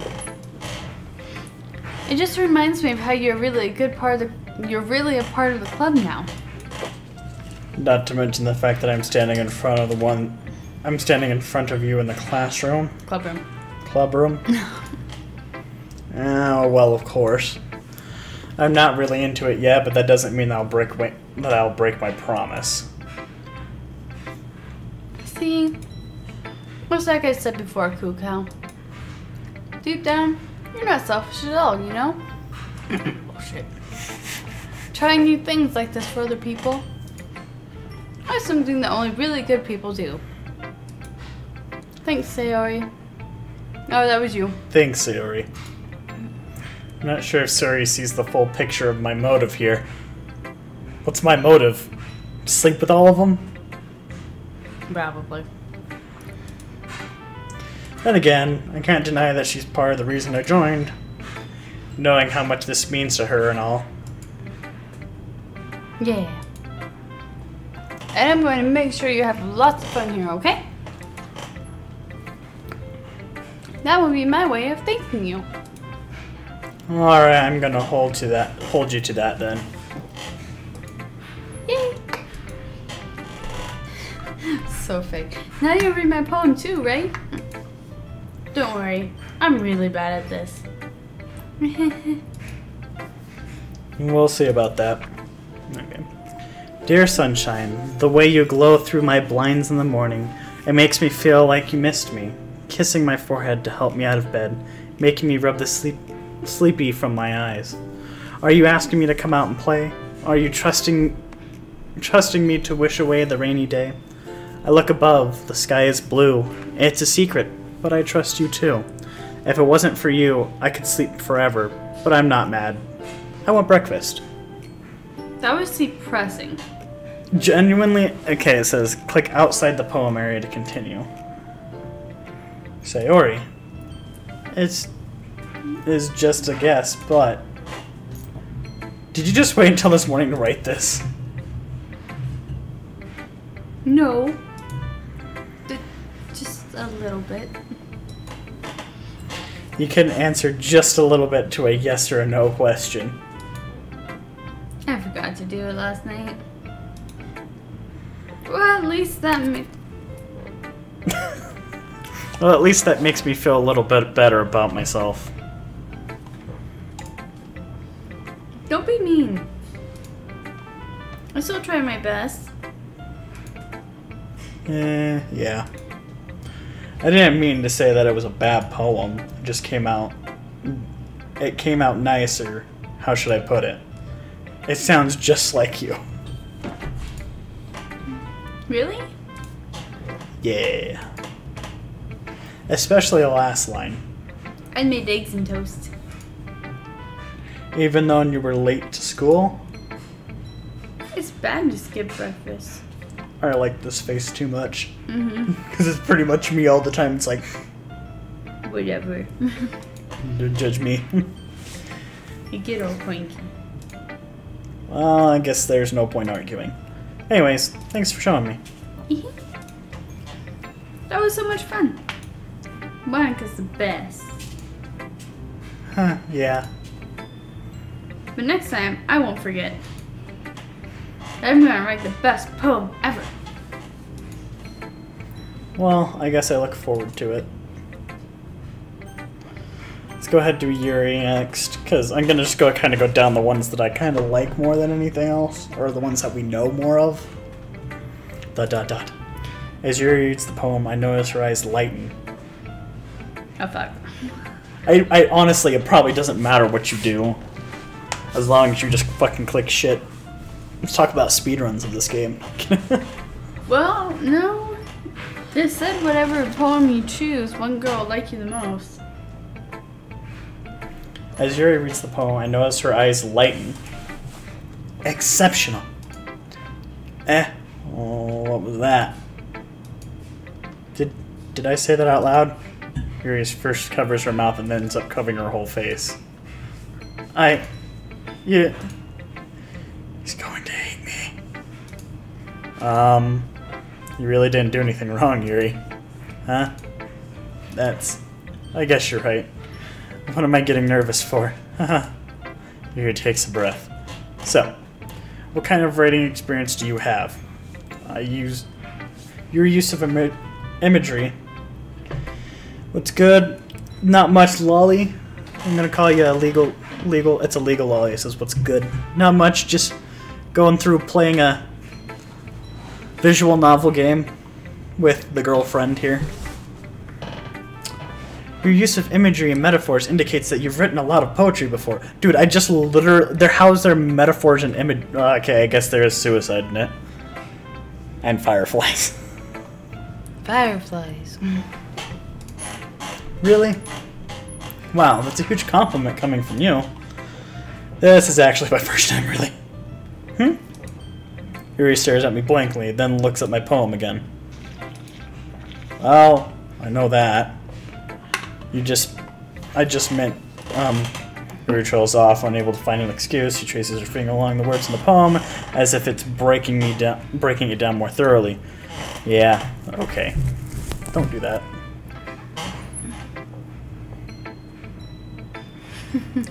Okay. This is a reason I was able to tell. It's just that there are specific writing habits that are usually typical of new writers. And having been through that myself, I kind of learned to pick up on them. I think that most notable thing I recognize in new writers is that they try to make their own style very deliberate. In other words, they tend to pick a writing style that separates from the topic matter, and they form lift the two together. And the end result is that both the style and expressiveness are weakened. Once Yuri finds her train of thought, it's as if her demeanor totally changes. Her stammering is completely gone. She sounds like an expert. Of course, it's not something that you can blame you for. There are so many different skills and techniques that go into writing even a simple poem. Not just finding them and building them, but getting them to work together is probably the most challenging part. It might take you some time, but if it all comes together with practice and learning by example and trying new things. I also hope that everyone else in the club gives you valuable feedback. Nasuki can be a little biased, though. Biased? How? Well, never mind. I shouldn't be talking to people like that. Sorry. It's fine. I'm not sure if Yuri's apologizing to herself, to me, or to Nasuki. Do you mind if I read your poem now? Please do. I'd love to share my thought process behind it. Yuri smiles dreamily, as if that's a rare opportunity for her. Dude, I cannot read and speak. Let's talk about dyslexic shit going on here. I have problems too. Rip your Skittles there, love. Which in itself is kind of funny. After all, this isn't this supposed to be a literature club? Make sure to watch your head. Ghost under the light. The trindles of my hair illuminate beneath the amber glow. Bathing. It must be this one. The last remaining streetlight to have withstood the test of time. The last yet to be replaced by the sickening blue-green hue of the future. I bathe. It calms breathing air of a present but living in the past. The light flickers. I flicker back. Fuck, dude. ... I'm sorry, I have such terrible handwriting. Actually, no, you have good handwriting. It's you just can't read cursive. There you go. What? I wasn't thinking about that at all. But you took a really long time to read. That was actually pretty quick. Well, you don't read scripts very often. Well, I just don't read scripts very often. I actually think your handwriting is pretty. I ain't fucking licking that shit. I ain't fucking stupid. I ain't a fucking crackhead. I ain't putting fucking sour Skittle powder on my fucking tongue. How about you don't put sour Skittles near my fucking eyeball? It's pulling my hair off. I really think your handwriting is really pretty. That's a relief. Oh! Man. I like the poem. Even though it was short, it was really descriptive. It wasn't too short? I usually write longer poems. Not at all. I'm glad you really like it. I'll be honest. Since this is our first time sharing, I wanted to write something a little more mild. I'm gonna get some deep sexy shit later. Oh god. Something easy to digest, I suppose. Are you into ghosts, Yuri? Phew. Actually, the story isn't about ghosts at all, Cool Cow. Really? I must have totally missed the point. Well, you did only glance at it for only a glance over it after all. But remembering the poets often express their own thoughts, feelings, and experiences in their work, they usually do more than often tell a simple story or paint a picture. In this case, perhaps the subject of the poem is only being symbolic compared to a ghost, lingering in her past remaining place of comfort, unable to let go of the past, and soon be left with nothing. It is more than just solemn, putting it that way. I hadn't even thought of that. That's impressive. Huh? Oh, it's nothing really. Yours was impressive too, so... Dude, why does everyone think suicidal shit's impressive? When are we gonna get to read it? We won't be able to read our own. Damn it. We made our own, did you not see it? Just fucking click 20 words and call it a day. Nah. If there's anything, I probably could learn a thing or two from you. You think so? Yeah, of course. You know, I was really nervous about doing all this. But in the end, I really enjoyed it. I'm going to keep doing my best for you, Cool Cal. Me too. My dude. She's a bro. Alright, let's go ahead and do Nasuki.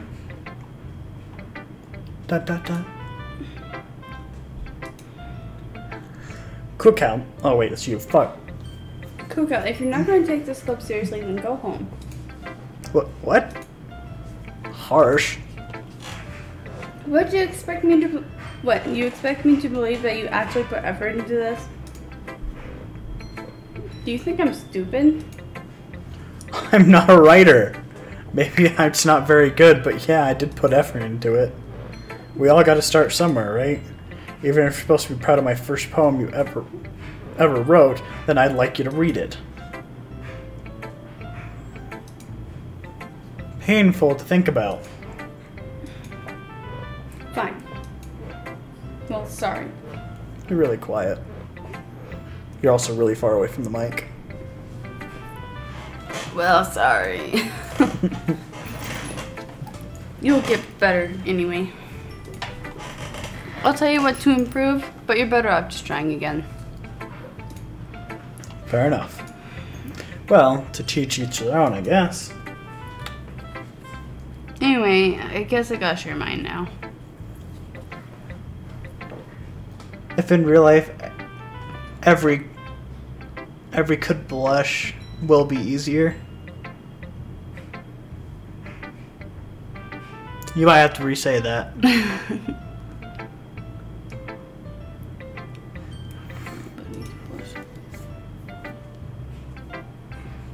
Everybody could blush up. Anyway, knowing you'll probably think it's stupid.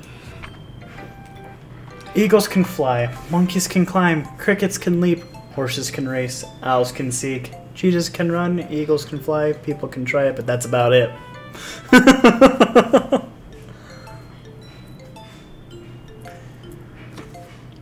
Sorry for English, I'm French. No, it's no problem. We're just native English, and it's kind of sometimes it takes a little bit. So if in real life everyone could blush, life would be easier. Okay, now I gotcha. Okay. So I was right. I guess pretty good. Yeah. I like this poem. Something I would write. Well, hello, Monica. We should totally not spoil anything because I have a really bad feeling about this. Because I really don't want this spoiled for me. Yeah. I told you that we were... Oh, shit. Good job. I told you that you weren't going to like it. I did. I like it. What? Just be honest. I am. Why are you so convinced that I wouldn't like it? Well, because everyone in high school thinks that writing has to be all sophisticated and stuff. So people don't even take my writing seriously. But isn't that the point of poems, for people to express themselves? Your writing style wouldn't make your message any less valid. Yes, exactly.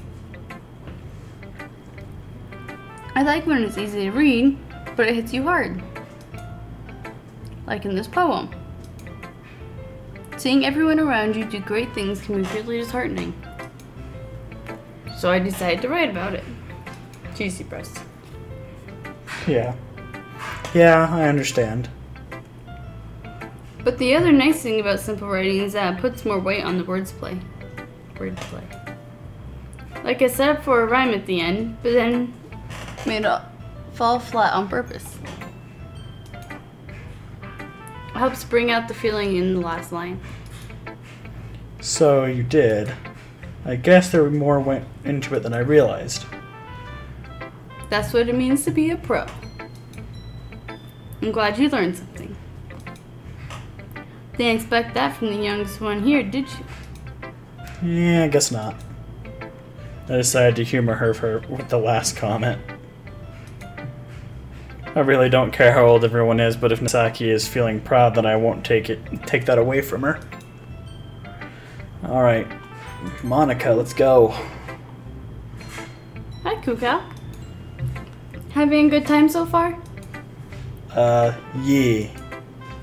Good, glad to hear it. By the way, since you're new and everything, if you ever have any suggestions for the club, like new activities or things we can do better,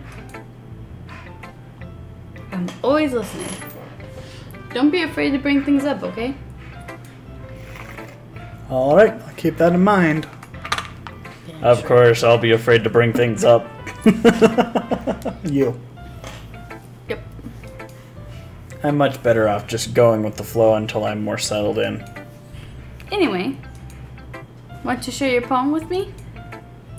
It's kind of embarrassing, but I guess I have to. Don't worry, Kuka. We're all a little embarrassed today, you know? How come she has like the most drawings of her actually moving around? Have you noticed that? But it's that sort of barrier that we'll all learn to get past soon. Yeah, that's true. I hand Monica my poem. Great job, Cool Cow. I was going all in my head while I was reading it. It's really metaphorical. I'm not sure why, but I didn't expect you to go for something so deep. Yeah, about 6 feet under. Oh my god. Oh, that was great. Sorry that was too loud. You're stupid.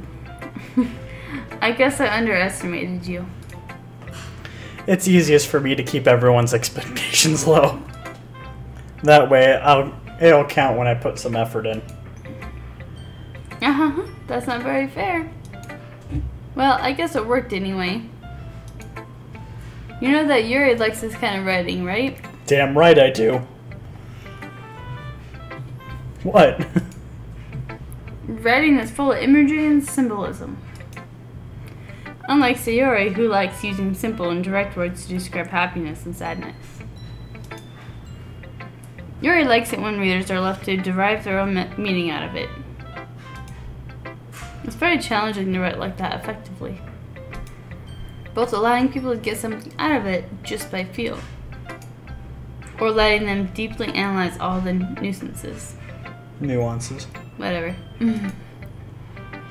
It can take years of practice, which I'm assuming Yuri has at this point. I never really asked, though. I'm sure I'm nowhere near her level yet. I'm sure I'm nowhere near her level yet. You know, if I'm reading the names at the top. If it changed, like, the character, that'd be great. That's why I'm reading the names at the top. Don't worry so much about that. You do your own thing. Just keep exploring and learn by trying new things. I'm sure I'll end up trying different things a lot. Oh, I should try. It could take a while before I feel comfortable doing this. That's okay. I'd love to see you try new things. That's the best way to find the kind of style that suits you. Everyone else might be a little bit biased toward their own kind of styles, but I'll always help you find what suits you the most. So don't force yourself to write the way everyone else wants you to write. It's not like you have to worry about impressing them or anything. Right. She just literally described, like, you know how they told you, oh, choose what you want because it'll be important to the game. Right here, she just told you, no. It's not like you have to worry about impressing them or anything. That kind of, well, you have to admit, that just straight up tells you that this is not that kind of game. I'm going subliminal with this shit. Click.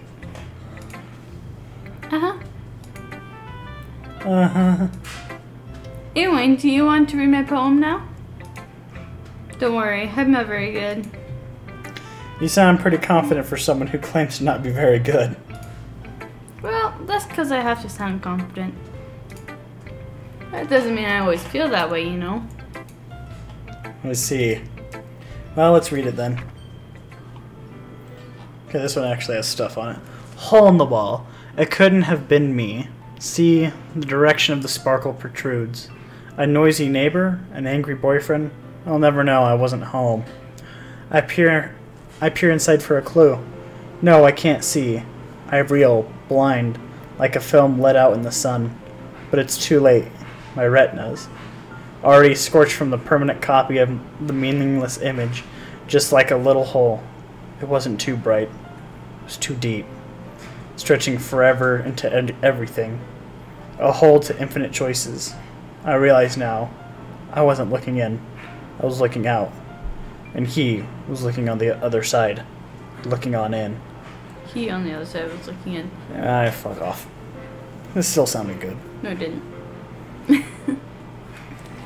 That was deep. I really liked that one. But that's because you're fucking depressing as shit, though. No, I like poems. So, So, what do you think? It's very freeform. That's what you call it. Sorry, I'm not really the right person to ask for feedback. That's okay. Yeah, that kind of style's gotten pretty popular nowadays. It is. A lot of poems have been putting emphasis on the timing between words and lines. When performed out loud, it can be really powerful. What was the inspiration behind this one? Well, I'm not sure if I know how to put it. I guess you could say I had some kind of epiphany recently. It's her. It's been influencing my poems a bit. An epiphany? Yeah, something like that. I'm kind of nervous to talk about deep stuff like that because kind of coming on strongly. Maybe after everyone is better friends with each other. Anyway, here's Monica's writing tip of the day. Sometimes when you're writing a poem or a story, your brain gets too fixated on one specific point. If you try so hard to make it perfect, then you'll never make any progress. Just force yourself to get something down on the paper and tidy it up later.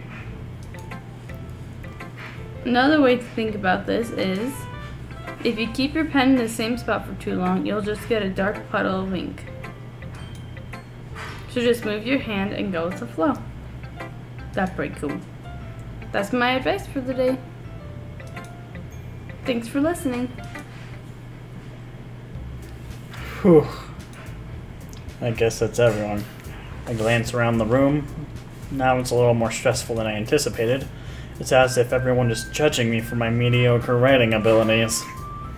Even if they are just being nice, there's no way my poems can stand up to theirs. Literature club, after all. I guess that's what I ended up getting myself into. Across the room, Satori and Monica are happily chatting. My eyes lay on Yuri and Natsuki. They gingerly exchange sheets of paper sharing their respective poems. As they read in tandem, I watch each other's expressions change. Natsuki's eyebrows furrow with frustration. Meanwhile, Yuri smiles sadly.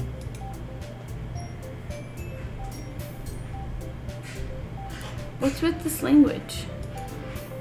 Did you say something? Oh, it's nothing. Natsuki dismissively returns to the poem to the desk with one hand. I guess you could say it's fancy. Thanks.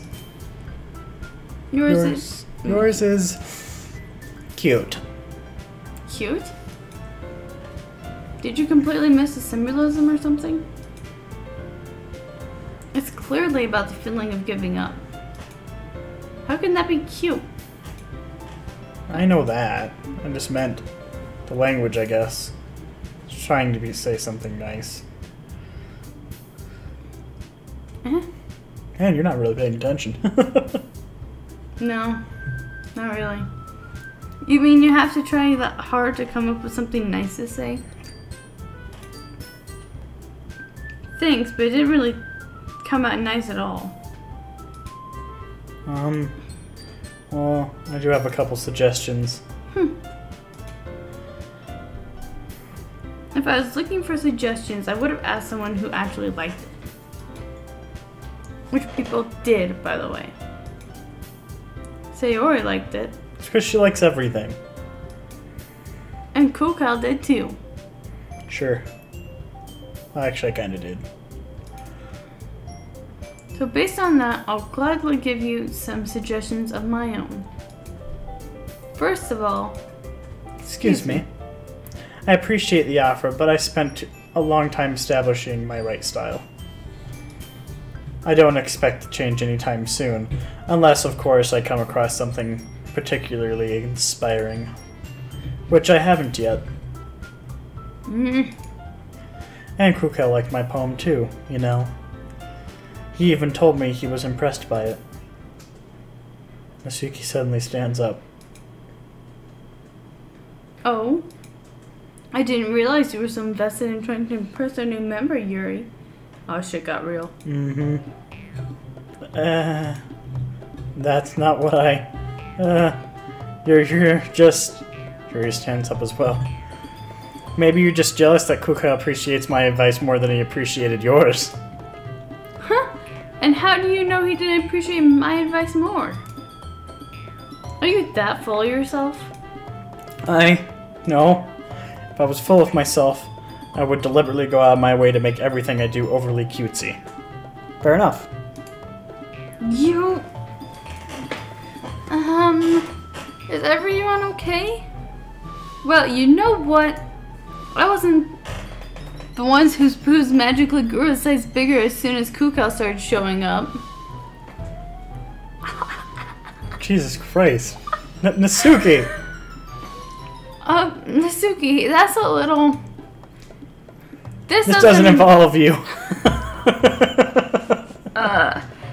Oh shit. Clicked off of it again. You little shit. I don't like fighting, guys. Suddenly both girls turned towards me as if they noticed I was standing there. Damn, you're reading my lines again. Oh, sorry.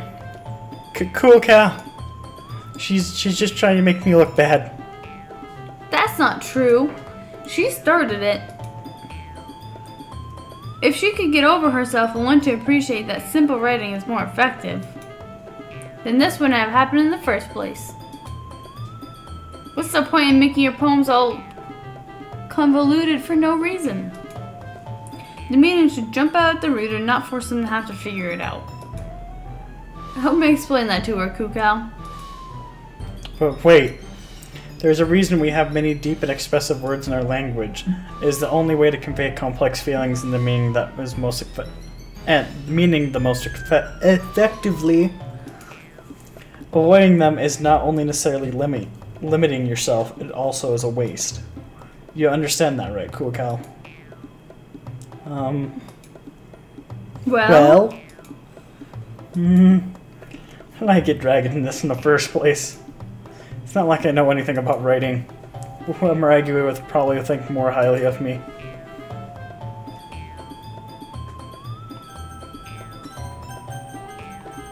I would ask for help. Nasuki?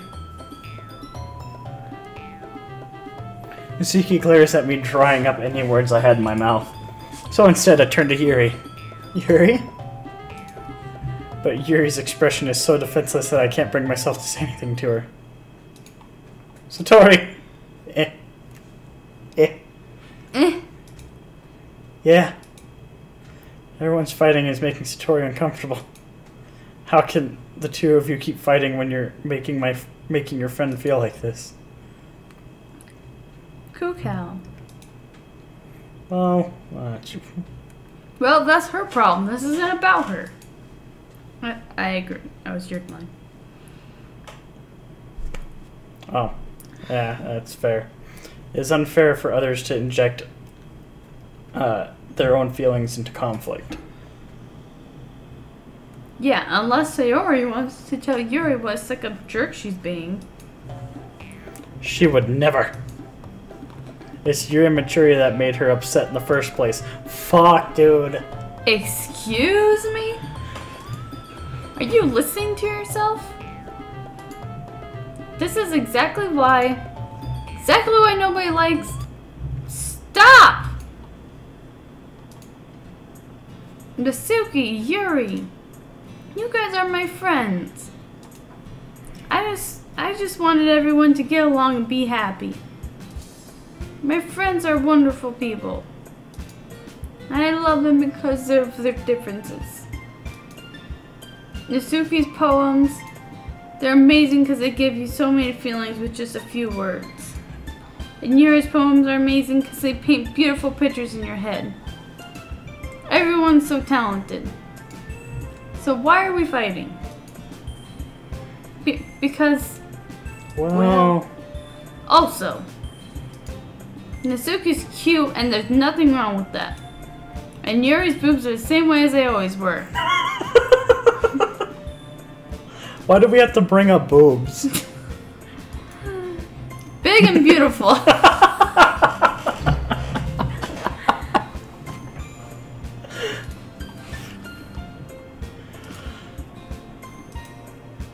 Satori and Sayori. Sayori stands triumphantly. Monica stands behind her with a bewildered expression. I'll make us some tea. Yuri rushes off. Natsuki sits down with a deep blank expression on her face, staring at nothing.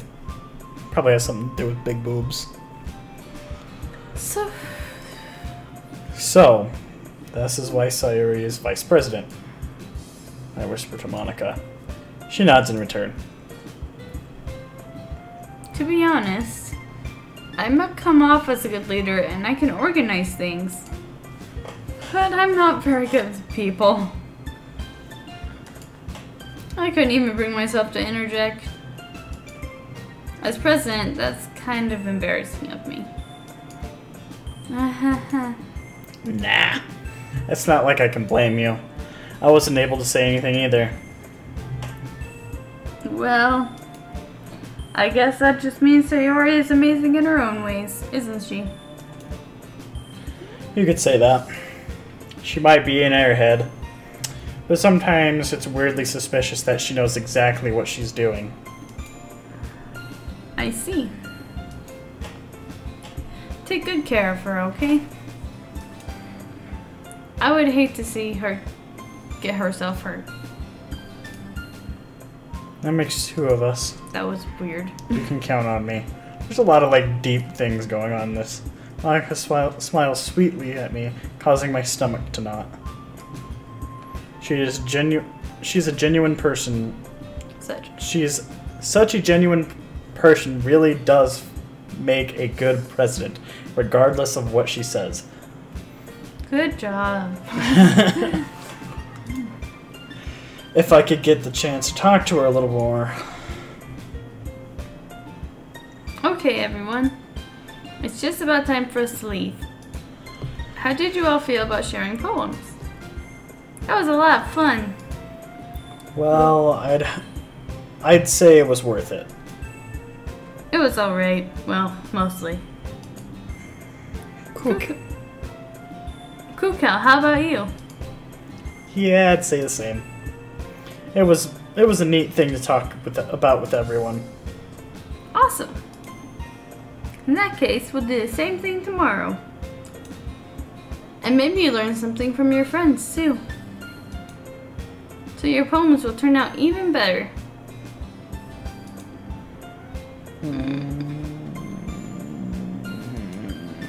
Think to myself, I did learn a little bit more kinds of poems that everyone likes. With any luck, that means I can at least do a better job impressing those I want to impress. I nod myself with newfound determination. Kukal, ready to walk home? Sure, let's go. You quit punching me?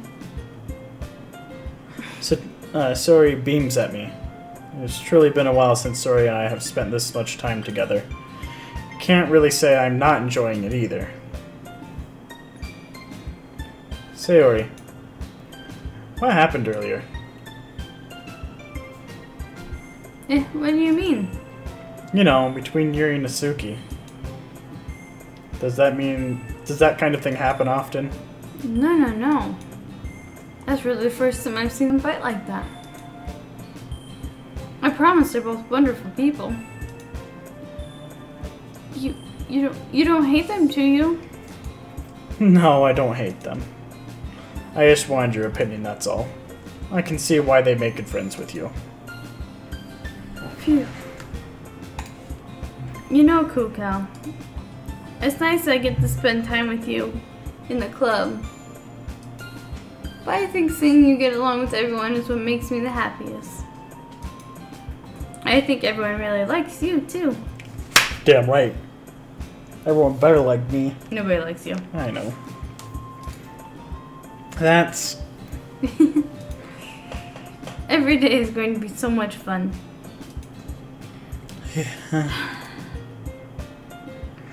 It looks like Satori, or Sayori, still hasn't caught on to this kind of situation I'm in. Sure, being friends with everyone is nice, but does it really need to stop there? Fucking really? This guy, like, all in his mind is like, I'm gonna get some pussy. That is literally all he's thinking. Well, I have to see what the future holds, Sayori. I pat Sayori on the shoulder. I am not Sayori. I said that more to myself than her, but it's easy to use Sayori as an internal monologue sometimes.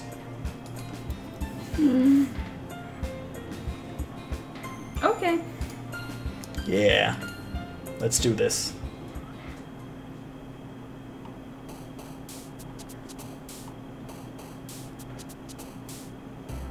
Misery. I'm gonna go with depression again. I'm gonna keep this empty. Cry? Frightening? Captive. Hopeless. Rainbow. Broken. Agonizing? Sure. Unending? Just make this shit depressing. Eternity. Uncontrollable. Defeat? Hmm? There's defeat. Ah, like Unending eternity. defeat. Unending eternity. How come?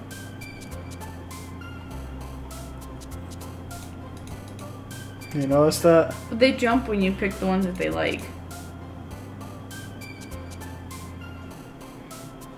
Are you sure? And they're doing it last time. Pick one. Okay, we'll do eternity. Oh, okay. Nightgown, hope, sticky, lipstick, socks, cute, electricity. If none of this is depressing, we're gonna go with nightgown. Oh, fuck her. Unstable? Infinite. I'm going for Yuri. I don't give a fuck what anyone says. Shiny scars. Starscape. We'll go with scars. Fucking really? I'm wondering if it just cycles through. Pain. It doesn't. Oh, I see. Anything that's complex words.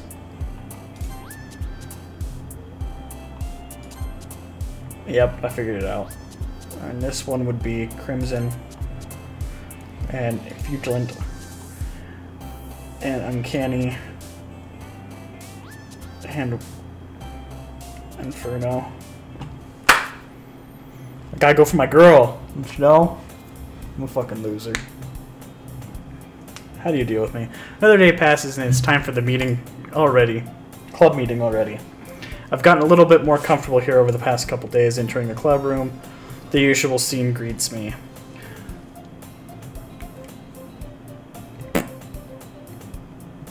Hi, Kuka. Yo, Sayori. Looks like you've been in a good mood today. Are you really tired? A little bit. I'm just still not used to you being in the club, that's all. I see. It's a pretty simple thing to get me into a good mood. But I guess it's always simple things like with you anyway. Speaking of which, I'm kind of hungry. Will you come with me to buy a snack? No thanks. Eh? That's not like you at all. I have my reasons. Wait, Why? no. Go ahead. No, it's me. Why don't we take a look in your purse, Sayori? Eh? Why that all of a sudden? No reason, really. I just want you to look at it. Sayori nervously retrieves her coin purse. She fumbles with the latch and gets it open.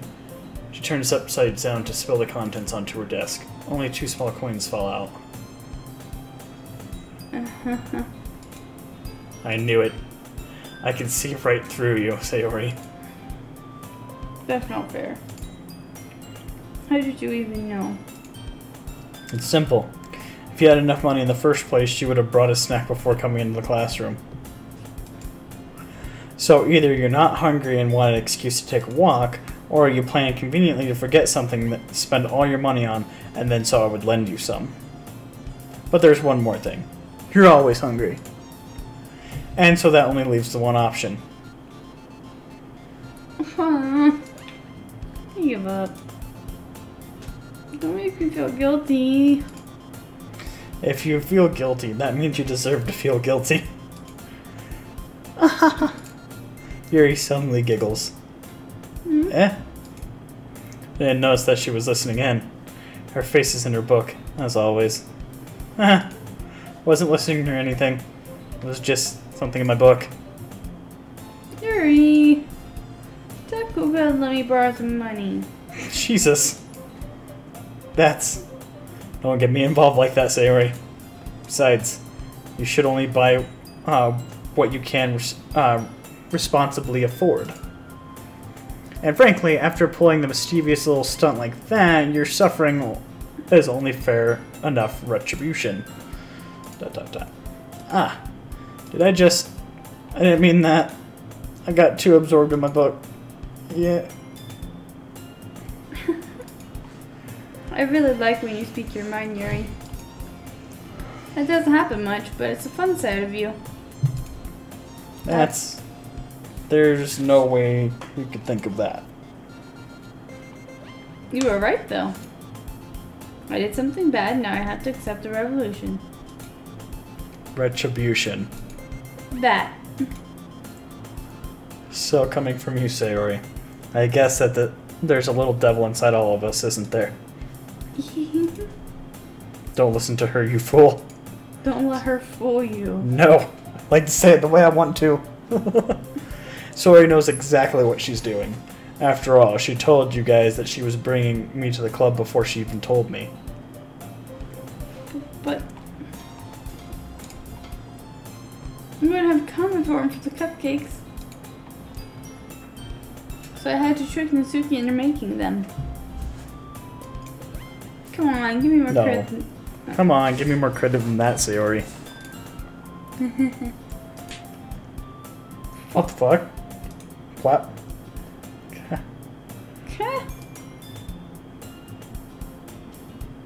I don't know, you read that. Out of nowhere, something smacks Sayori in the face and tumbles on the desk. Ow! What was... Huh? A cookie. Sure enough, it's a giant cookie wrapped in plastic. I fucking let someone just straight up throw a cookie at her face. I'm just imagining this, like... What?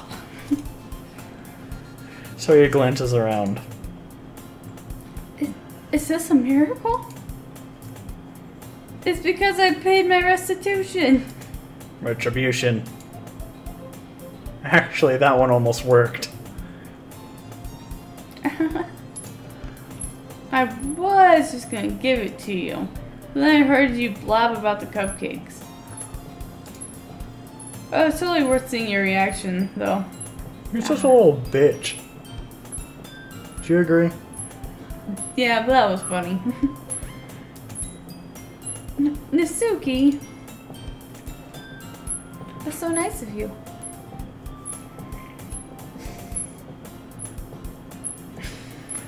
God damn it. I'm like, I have a hard time believing her on anything. I'm so happy. So he hugs the cookie. Just eat it. Sayori rapidly tears open the wrapper and takes one huge bite. So good. So good.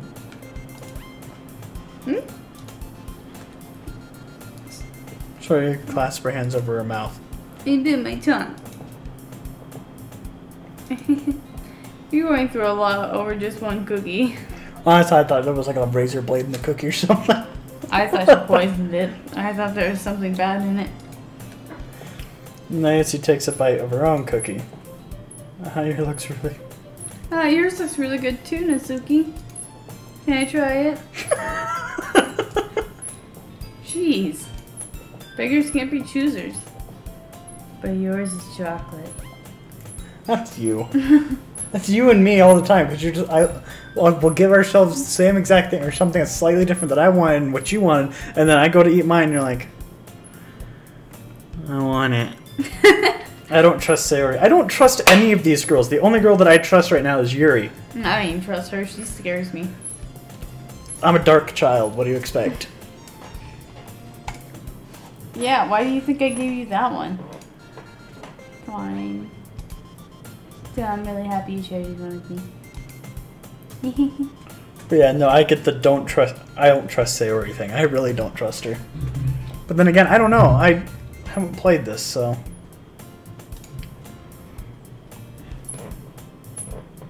Sayori gets out of her seat and goes behind Nasuki and then wraps her arms around her.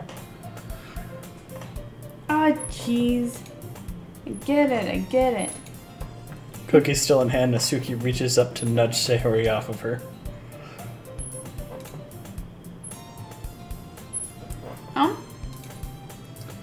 Sayori suddenly leans down to take a bite of Nasuki's cookie. I would smack a bitch. Hey! Did you seriously just do that? Mouthful Sayori trots away to safety. Yuri and I laugh as well. Geez, you're such a kid sometimes. Monica, can you tell Sayori? Oh wait. Good job. Eh? Nasuki glances around. Monica isn't the glass room. Oh no. Where's Monica anyway? I can read it. I can read sorry. it. Have any of you heard anything about her being late today?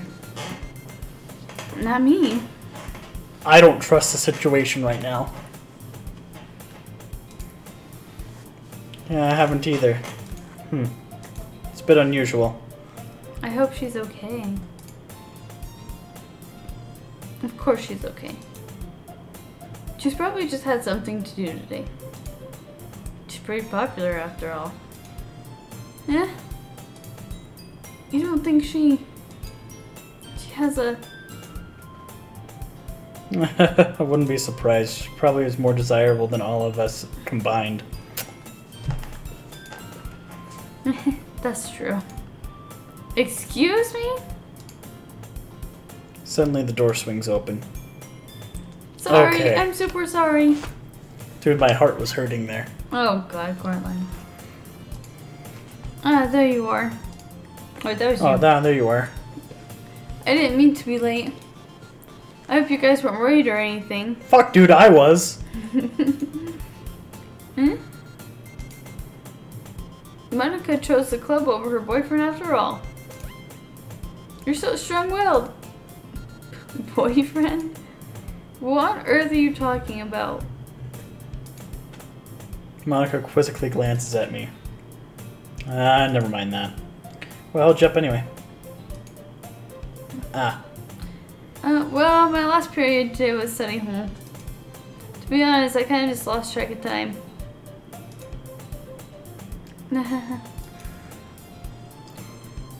That makes no sense though.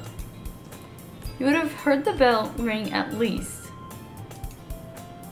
I must not have heard it since I was practicing piano. Piano? Yeah. Piano? I wasn't aware that you played music as well, Monica. I don't really. I kind of just started recently. I've always wanted to learn piano. That's so cool. You should play something for us, Monica. That's... Monica looks at me. Maybe once I get a little bit better, I will.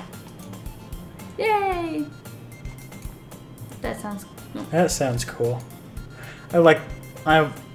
I'd also look forward to it. Is that so? That's weird. Right-clicking like hides all the menus. In that case, I won't let you down, Kukao. Monica smiles sweetly. I didn't mean to pressure you or anything like that.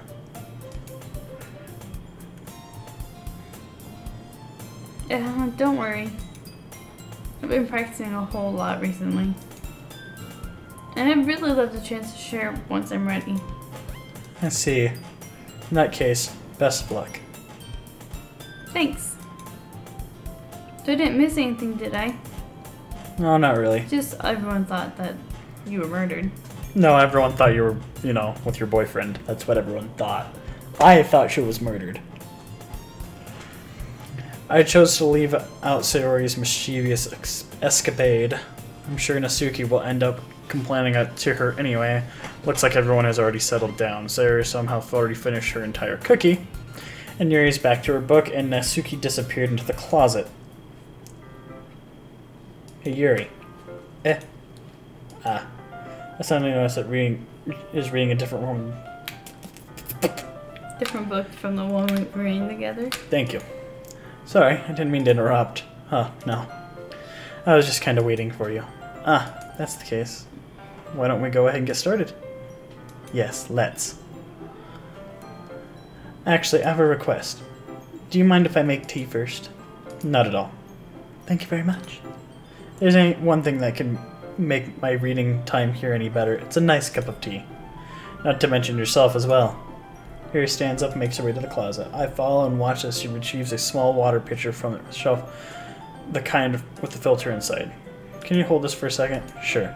Harry hands me a water pitcher and also fetches an electric kettle. I'm going to plug this into the teacher's desk and then we'll go get some water. She walks past me, set the kettle down on the teacher's desk, simply watch her movements. To my surprise, the way she moves really contrasts with her speaking mannerisms. Especially because of her long legs. Yuri appears elegant and methodical. Okay, well, may I have the water pitcher? Thanks, I'll be right back. I might as well walk with you. Why not? Shall we go then? Yeah. Where were you two off to? Oh, shit. So you. No, we're just going to make some tea, so then I realized I made sound to explain this to Monica. We're just filling the water pitcher. Ah, okay. Sorry, I was just a bit curious. That's kind of one-person job. It's kind of a one-person job, isn't it? Monica, please mind your own business for once. Or do you want me to tell you there's something wrong with helping involve Cool Cow in club activities? My mouth gasps. Or gapes. I suppose there's nothing wrong with that. Then let's go, Cool Cow. Then let's go, Cool Cow. Get your fucking hands off my Yuri. Just kidding, I love you. Yuri quickly exits the room and then I follow. Once in the hallway, she suddenly puts her forehead against the wall. I spoke without thinking. How could I easily say something like that? Yuri? Just something about the way she said that. She made me feel so irritated. What's wrong with me? No, Yuri, I think you did the right thing. I just wasn't expecting it, but it's also not right for Monica to judge people like that. Cool Cow. How come even when I do something bad, you're being nice to me? 'Cause nothing that you do is as bad as you make it seem in your head. Nobody's perfect. We all have emotions and we can't hide them away. But you always amplify things in your head. Your mind turns light rain showers into hurricanes. No. Wouldn't you hate me for something as terrible as that? Why would I hate you? I can't hate someone for having emotions. What kind of friend would do that? Friend, you say? Yuri lifts her head. Cool Cow. I really like being friends with you. Thanks, Yuri. I like being friends with you too. I kind of felt awkward saying something like that, but I'm doing the best to help Yuri feel better. Anyway, yeah, shall we go? Yeah. Yuri and I walked to the nearest water fountain. Once we filled up the water pitcher, we returned to the classroom. So, Cool Cow, would you like some oolong tea? Oolong tea? Ah, yes. Anything is fine. Very well. Yuri sets the temperature in the kettle to 200 degrees. Holy fuck, dude. Time for the teapot. You really do this properly, don't you? Of course. I shouldn't do any less than I'm making tea for others, even if I'm not an expert on tea or anything. Phew phew. God damn it. In that case, you'll only be even more impressed. Ah, perhaps I will. Yuri fetches a teapot and begins measuring the tea leaves. To my surprise, she even starts humming to herself. You must be in a good mood now. Is that so? I was letting it show, and you noticed. I was doing a bit of thinking, and decided that I would try expressing myself a little bit more. Turns out it's not very hard for me to do. It's when it's you who's only around anyway. Ah, that's great, Yuri. Just don't push yourself too much. You're always worrying about me. Cool, Cal. It's very endearing. Yuri wasn't kidding. I don't even know how to keep up with this. I watched Yuri pour a cup of tea for each of us. Cool, Cal. I have another request. Do you mind if we sit on the floor today? Why's that? It's a little bit easier on my back. I can read with my back against the wall rather than bending over a desk. Oh, sorry, I didn't realize. No worries. I just have back pain fairly regularly, so I do my best to manage it. Is that so? I wonder why that is. It's mostly because your posture, right? I've always hunched over like that while reading. Yes, I have terrible reading posture. So that's why we should sit on the floor. Fair enough. Go ahead. I'll go ahead and get the book. I retrieved the book from my bag. Ah, I have some chocolate as well. The bag smells chocolate candies that have been kept hidden from Satori's candy radar. From your candy radar.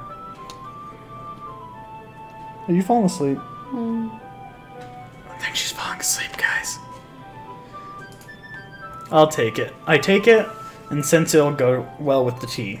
Yuri and I sit against the wall, teacups at our sides. As in sync, we assume reading the same position as we did last time, each holding one half of the book. Except this time, our bodies are even closer to each other. Can't see too well. Oh. Yuri slides closer until our shoulders are touching. How am I supposed to focus on reading like this? Yuri's always kind of cute, but when she's being less apprehensive, it's almost like I can handle it. Your teacup. Yuri hands me my teacup. Holding it with my hand, not holding the book, I end up in the position that makes it even harder to focus. Now because I have to worry to make sure I don't accidentally touch her chest. Meanwhile, Yuri hasn't noticed a single thing. She wears her intense reading expression, and I can only presume the world around her has faded away. I assume all of my willpower to focus on reading. After a few minutes, I finally managed to relax a little. I put the teacup between my legs and fumble with the chocolate wrapper. Sorry. I briefly let go of the book to finish opening the wrapper. You can have as much as you want. That's okay. I won't take any. You sure? Well, if I touch it, it might get smudges on the pages. You're right. I didn't even think about that. My bad. No need to apologize. I'll hold the book, okay? Are you sure? Of course. Yuri opens the book with both hands. I like the little art style thing that's going on here.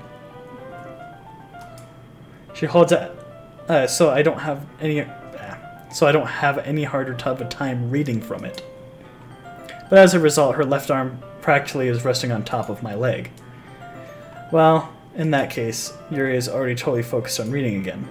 I take the chocolate candy and pop it in my mouth, and then I take another chocolate and hold it up to Yuri. She doesn't even look away from the book. She simply parts her lips in the situation that is completely natural. But that means I can't stop here. I accidentally placed the chocolate in her mouth. Just like that, Yuri closes her lips over it. Yuri's expression suddenly breaks. Did I just... Yuri looks at me and needing confirmation of just what happened. Cool, Cal. Sorry. I guess I shouldn't have done that. Well, you're just helping. That's something that friends do, right? Dude, that's not what friends do. I don't go up to my friends and just fucking shove chocolate in their mouth. You do it to me. That's completely different. And I'm a girlfriend. I mean, I'm not really in this kind of context, but Yeah. That's all it was. Yeah. Then. You don't have to stop or anything. I see. The situation has gotten really tense. Yuri tries to return to the book, but I can tell that by her expression that she can't focus right now. My heart is pounding, and I nervously take another piece of chocolate between my fingers, but this time, Yuri's eyes meet mine. How did I just come to this? Yuri doesn't avert her gaze. I notice that her chest is rising and falling with the rhythm of her breaths. I raise my arm. Like before, Yuri parts her lips, but it's different this time. I take the chocolate, place it in her mouth. I feel her hot breath on my fingers. Okay, everyone. Of course. Ugh. Like the music just straight up cuts out. Rip music. Okay, everyone. What? Ah! Yuri jolts back. It's time to share poems.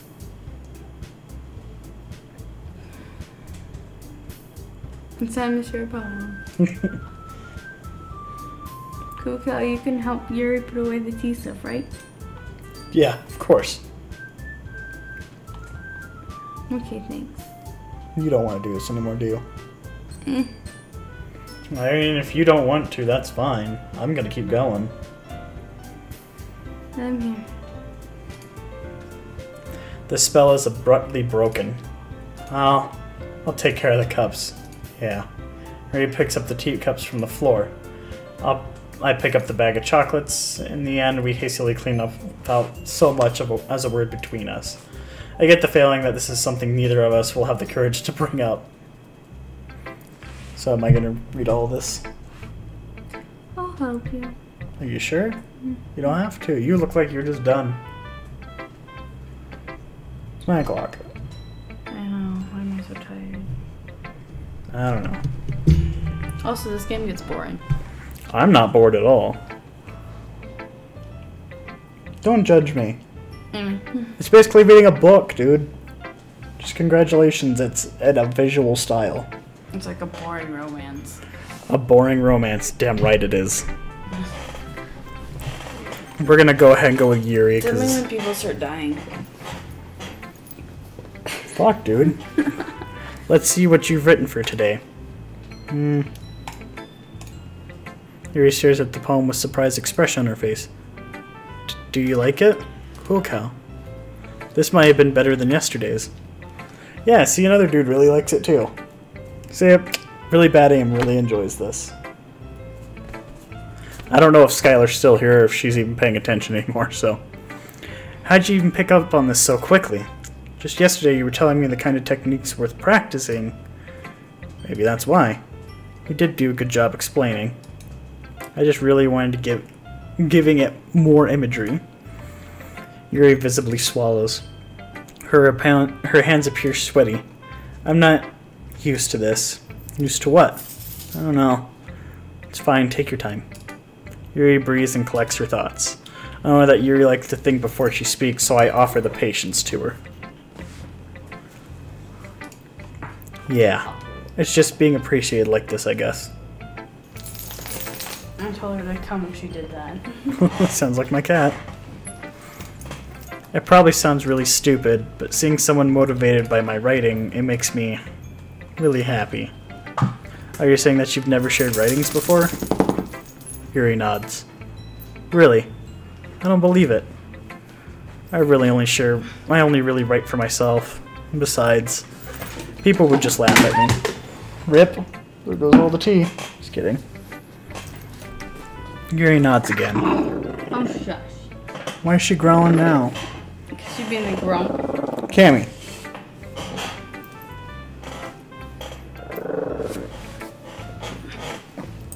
Stop it. Huh. Even your close friends? Yuri didn't respond to that. Wonder why. Anyway. Do you want to share your poem you wrote today? Yeah, I do. If it's with you. The raccoon. It happened in the dead of night while I was slicing bread for a guilty snack. My attention was caught by the scuttering of a raccoon outside my window. That was, I believe, the first time I noticed my strange tendencies as a unordinary human.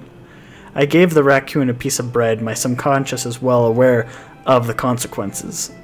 Well aware that a raccoon that is fed will always come back for more. The enticing beauty of my cutting knife was the symptom. The bread, my hungry curiosity, the raccoon, an urge. The moon increments its phase and reflects that so much more light off of the cutting knife. The very same light that glistens in the eyes of my raccoon friend. I slice the bread, fresh and soft. The raccoon becomes excited. Or perhaps I'm merely projecting my emotions onto the newly satisfied animal. The raccoon has taken me to following me. You could say that we've gotten quite used to each other. The raccoon becomes hungry more and more frequently, so my bread is always handy. Every time I brandish my cutting knife, the raccoon shows me its excitement. The rush of blood, classic Pavlovian conditioning. Classic Pavlovian conditioning. I slice the bread and I feed myself again. It's like an addiction. A little more daring this time than one's yesterday. I can see that. It's a lot more metaphorical. I don't know if it's my fault, but I can't begin to imagine what this poem's about. Like you said, probably addiction. That's right. It's a bit closer to my preferred writing style, using the poem as a canvas to express vivid imagery and conveying emotions through them. Yeah, if I take face value, then I can't figure out what it's supposed to mean. Well, I think it's something different that different people can relate to in their own way. I just want to express the way it feels for me to indulge more into my unusual hobbies. It's those sort of things that I'm usually forced to keep to myself, so I sometimes enjoy writing about them. Why do you keep them to yourself? Because they're embarrassing, and people would make fun of me. You don't have anything like that, Cool Cow. Well, I guess I do. I feel like everyone has a little something like that, and the best we can do is respect each other and our own individualities. Even if it's difficult sometimes, and some things make us more uncomfortable. After all, if I hadn't learned to embrace my own weirdness, I would probably hate myself. I might be ranting a little bit now, but I'm glad that you're a good listener. You're really good at listening to a lot of things. Writing, listening, and there aren't many people like you, Cool Cal. And that's exaggerating a little bit. That's just how I feel. Never thought I'd feel so comfortable sharing my writings, but now I almost feel like I'm looking forward to it. It's just a really nice feeling, and I thank you for that. It's really nothing. Yuri smiles sincerely at me. For a moment, her timidness seems to disappear. You know what to say, Ori. Cool, Cal. I really like your poem. I can't believe you've been hiding these from me. I'm not hiding anything. But your poems are so good. Yesterday's and this one too. You can't tell me that you haven't done this before. I mean, you're really the one who feels that way, so... I mean, am I just reading these? I mean, you just kept going, so... I mean, I'm not sure. I was just going to keep going if you weren't going to want to read them. No way.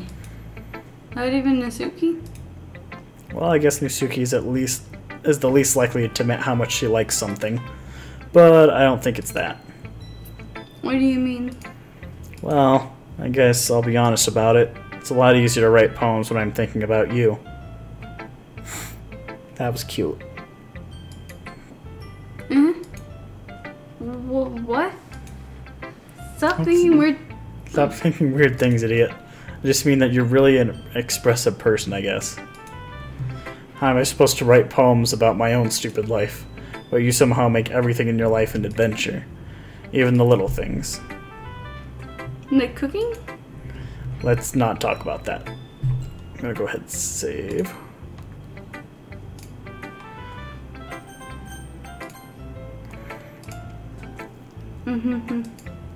So yeah, I guess what I'm saying is I feel more comfortable, feel more feelings through you than I can feel through myself. We kind of have that weird connection. And it's your fault for getting in my business all the time. Yeah? I don't know if I understand. You never understand what I try explaining to you, do you, Satori? Sayori. Damn it, why I keep adding a T? I don't know. Pat Sayori's head. Pat. Hey. I'm not a kid, you know. Are you sure about that? Maybe. Sayori starts fiddling with her pencil between her hands. Hey, Kuka. Will you give me your poem? I kind of want to keep it. Huh? Why? Because, well, it's the first time you've written something for me. Wasn't for you. It was for Yuri. Thank you. I'm a bastard. Sorry, you completely misunderstood. I didn't write this for you. Are you even listening anymore? Oh, whatever. I'll give it to you when we go home. Really? Snap. Broke my pencil. Fuck, dude. Pencils aren't that easy to break unless she was holding it in both of her hands. Sayori hastily bends down to pick up the pieces that she's dropped. But being unattentive of her surroundings, she bumps right into me. Sorry. It's fine, it's fine. I'll get it for you. I bend down and pick up the broken pencil. Sayori clutches to the desk behind her to support herself, knees shaking. I know that comes each day.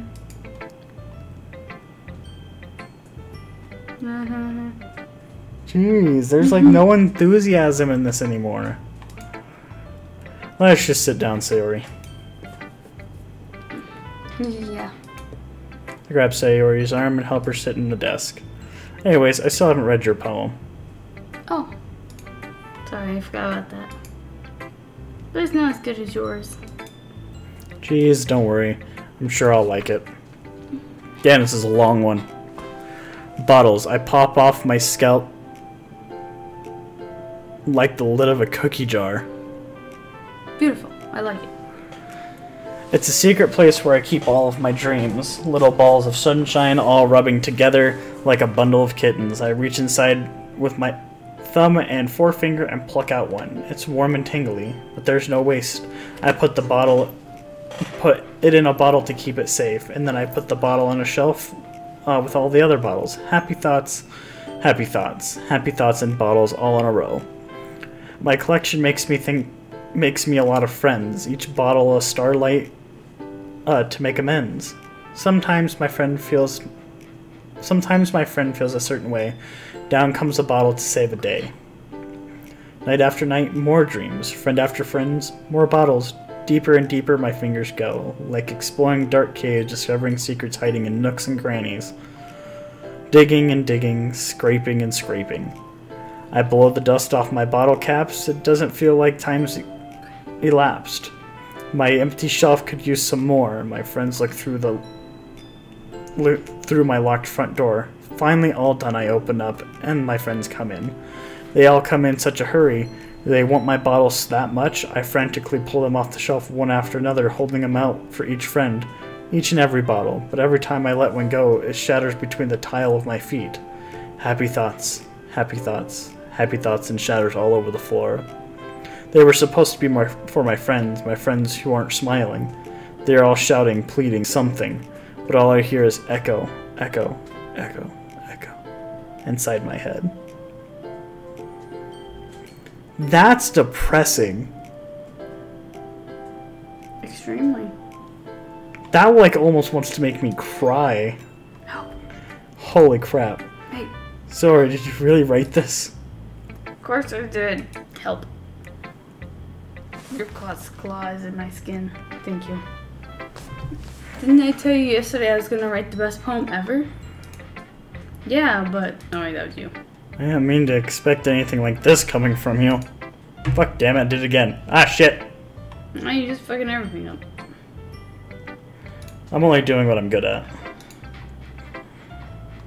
I didn't mean to expect something like this coming from you.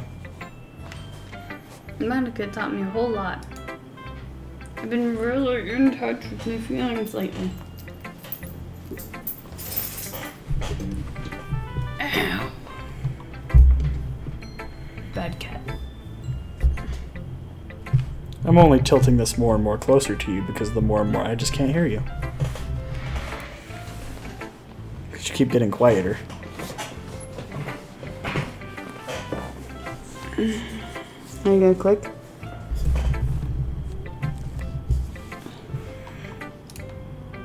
I could see that. It's almost kind of creepy. Creepy? Well, not exactly. Maybe because I'm used to you being cheerful. Well, never mind. I'm thinking too hard about it. Point is, it came out good and you should be proud of it. Oh, thanks. I feel like I was meant to express myself this way. It even helps me understand my own feelings a little bit better. Writing is like magic. You've gotten pretty passionate about this, huh? I hope you keep it up. Yeah. Writing's the best. I'm gonna keep writing until I die. Don't get ahead of yourself. Sawyer's always been a habit of getting obsessed with something before dropping it no more than a week later. I wonder if this is one of those times. But seeing the passion in her eyes makes it hard for me to be pessimistic.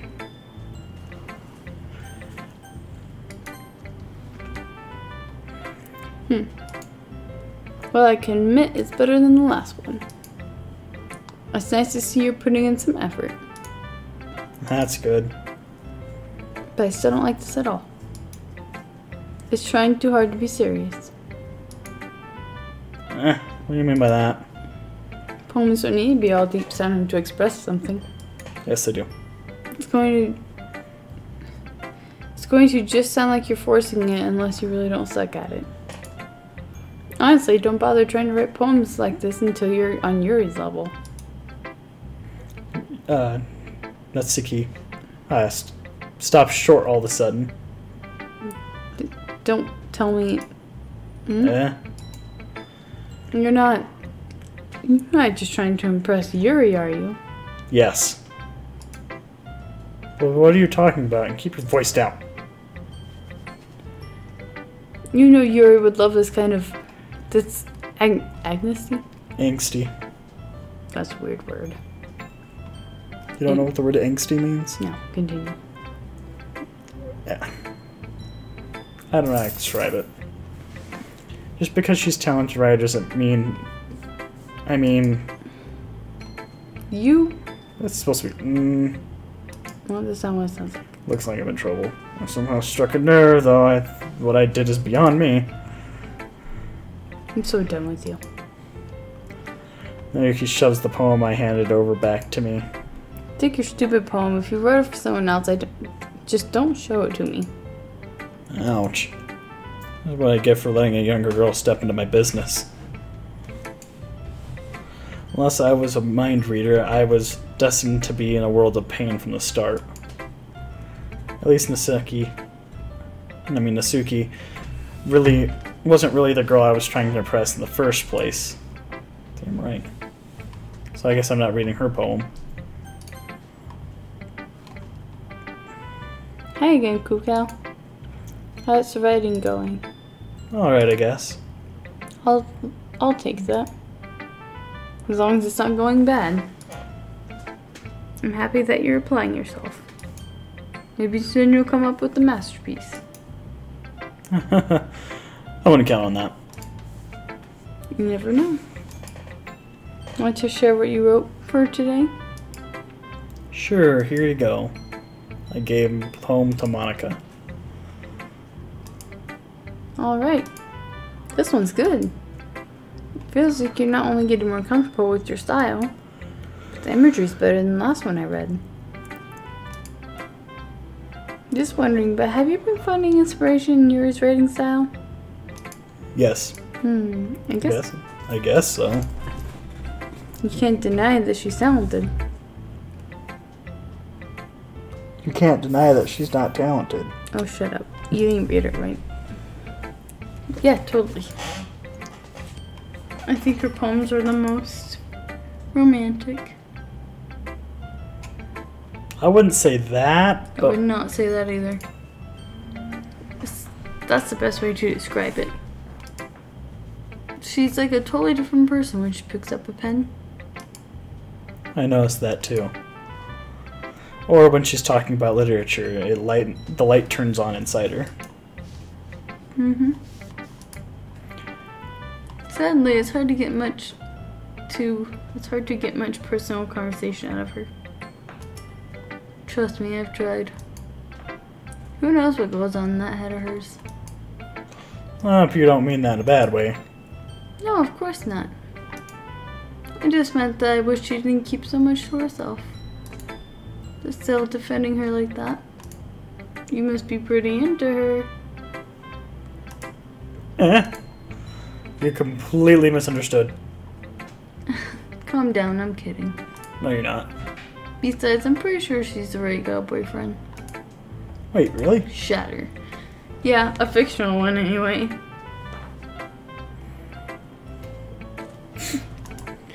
Monica kind of whispers that last part to me. Just a hunch, but... Well, there's nothing really wrong with that. Oh, well, I know. I was just saying. Anyway. Move that mouse in the top corner. Go down there. I'm going to read my poem now. Damn right. I like the way this one turned out, so I hope you do too. Alright, let's take a look. Save me. Yep, love it. The colors won't stop. Bright, beautiful colors. Flashing, expanding, piercing. Red, green, blue, and endless... I have no idea. Of meaningless noise.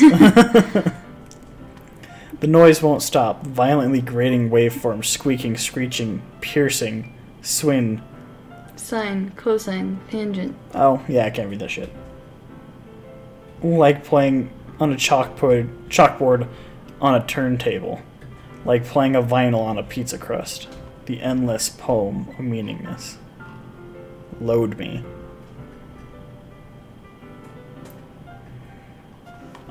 That's very dirty at the end there. No, it's not. Choking, Jesus.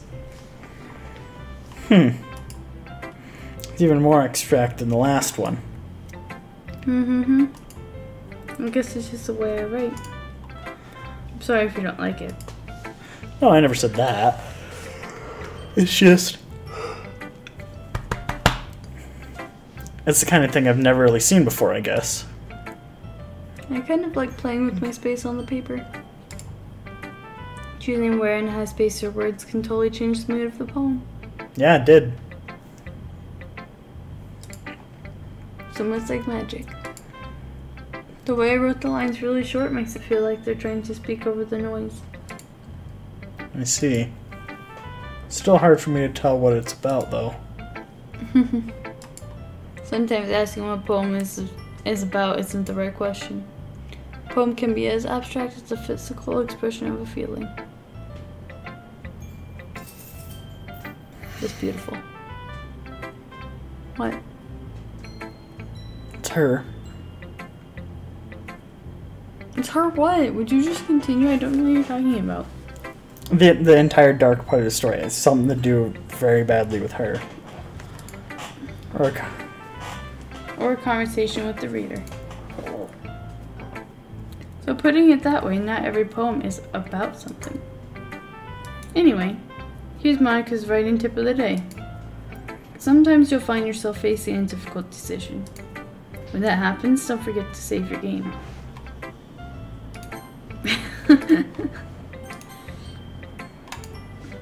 You never know when you might change your mind. Or when something unexpected may happen. Wait, is this tip even about writing? What am I even talking about?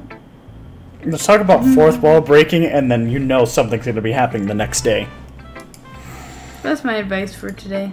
Thanks for listening. I'm really nervous. Okay, everyone.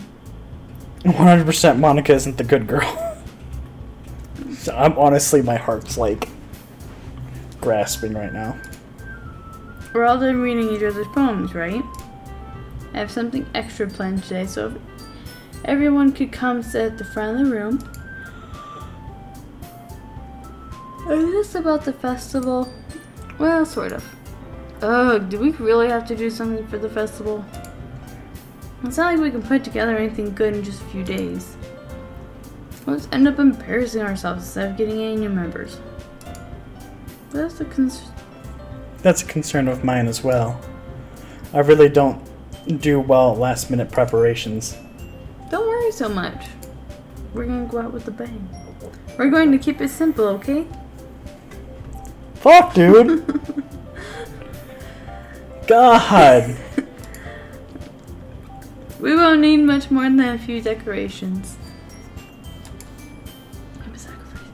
Siroi has been working on posters and I've designed some pamphlets.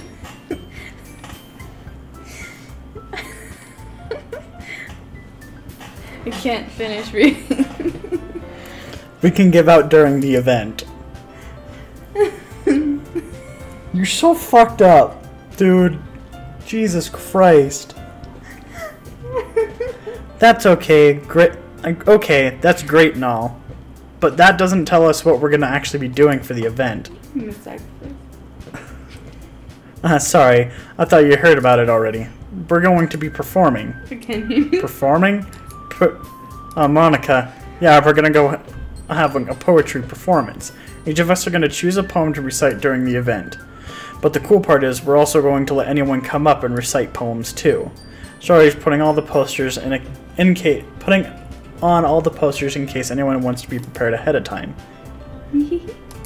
Oh, so you want to do that part? Sayori. Sayori has been coloring a poster, holds it up for us to see. Are you kidding me, Monica? You didn't already start putting up these posters, did you? Well, I did. Do you really think that's a bad idea? Well, no. It's not a bad idea. But I didn't sign up for this, you know. There's no way I'm going to be performing in front of a group of people like that. I agree with Nasuki. I could never in my life do something like that. Imagining it, Yuri shakes her head in fear. Guys. No, Sayori. I understand where they're coming from. Remember that Nasuki and Yuri never shared their poems with anyone until just a couple of days ago. It's a lot to ask for them to recite their poems out loud to a whole room full of people. I guess I kind of overlooked that. So I'm sorry. But I still think we should give it our best. We're the only ones responsible for the fate of this club. If we start the event and each put on a good performance, then it will inspire others to do the same. And the more people who perform, the better we'll be able to show everyone what literature is all about. Yeah. It's about expressing your feelings, being intimate with yourself, finding new horizons, and having fun. That's right. And those reasons that we're all in this club today. Don't you want to share that with others? To inspire them to find the same feelings that brought you here in the first place? I know you do. I know we all do. And if all it takes is standing in front of the room for 2 minutes and reciting a poem, then I know you can do it. Nasuki and Yuri remain silent. Sayori looks worried. I guess that leaves me no choice. I agree. I don't think it's too much to ask.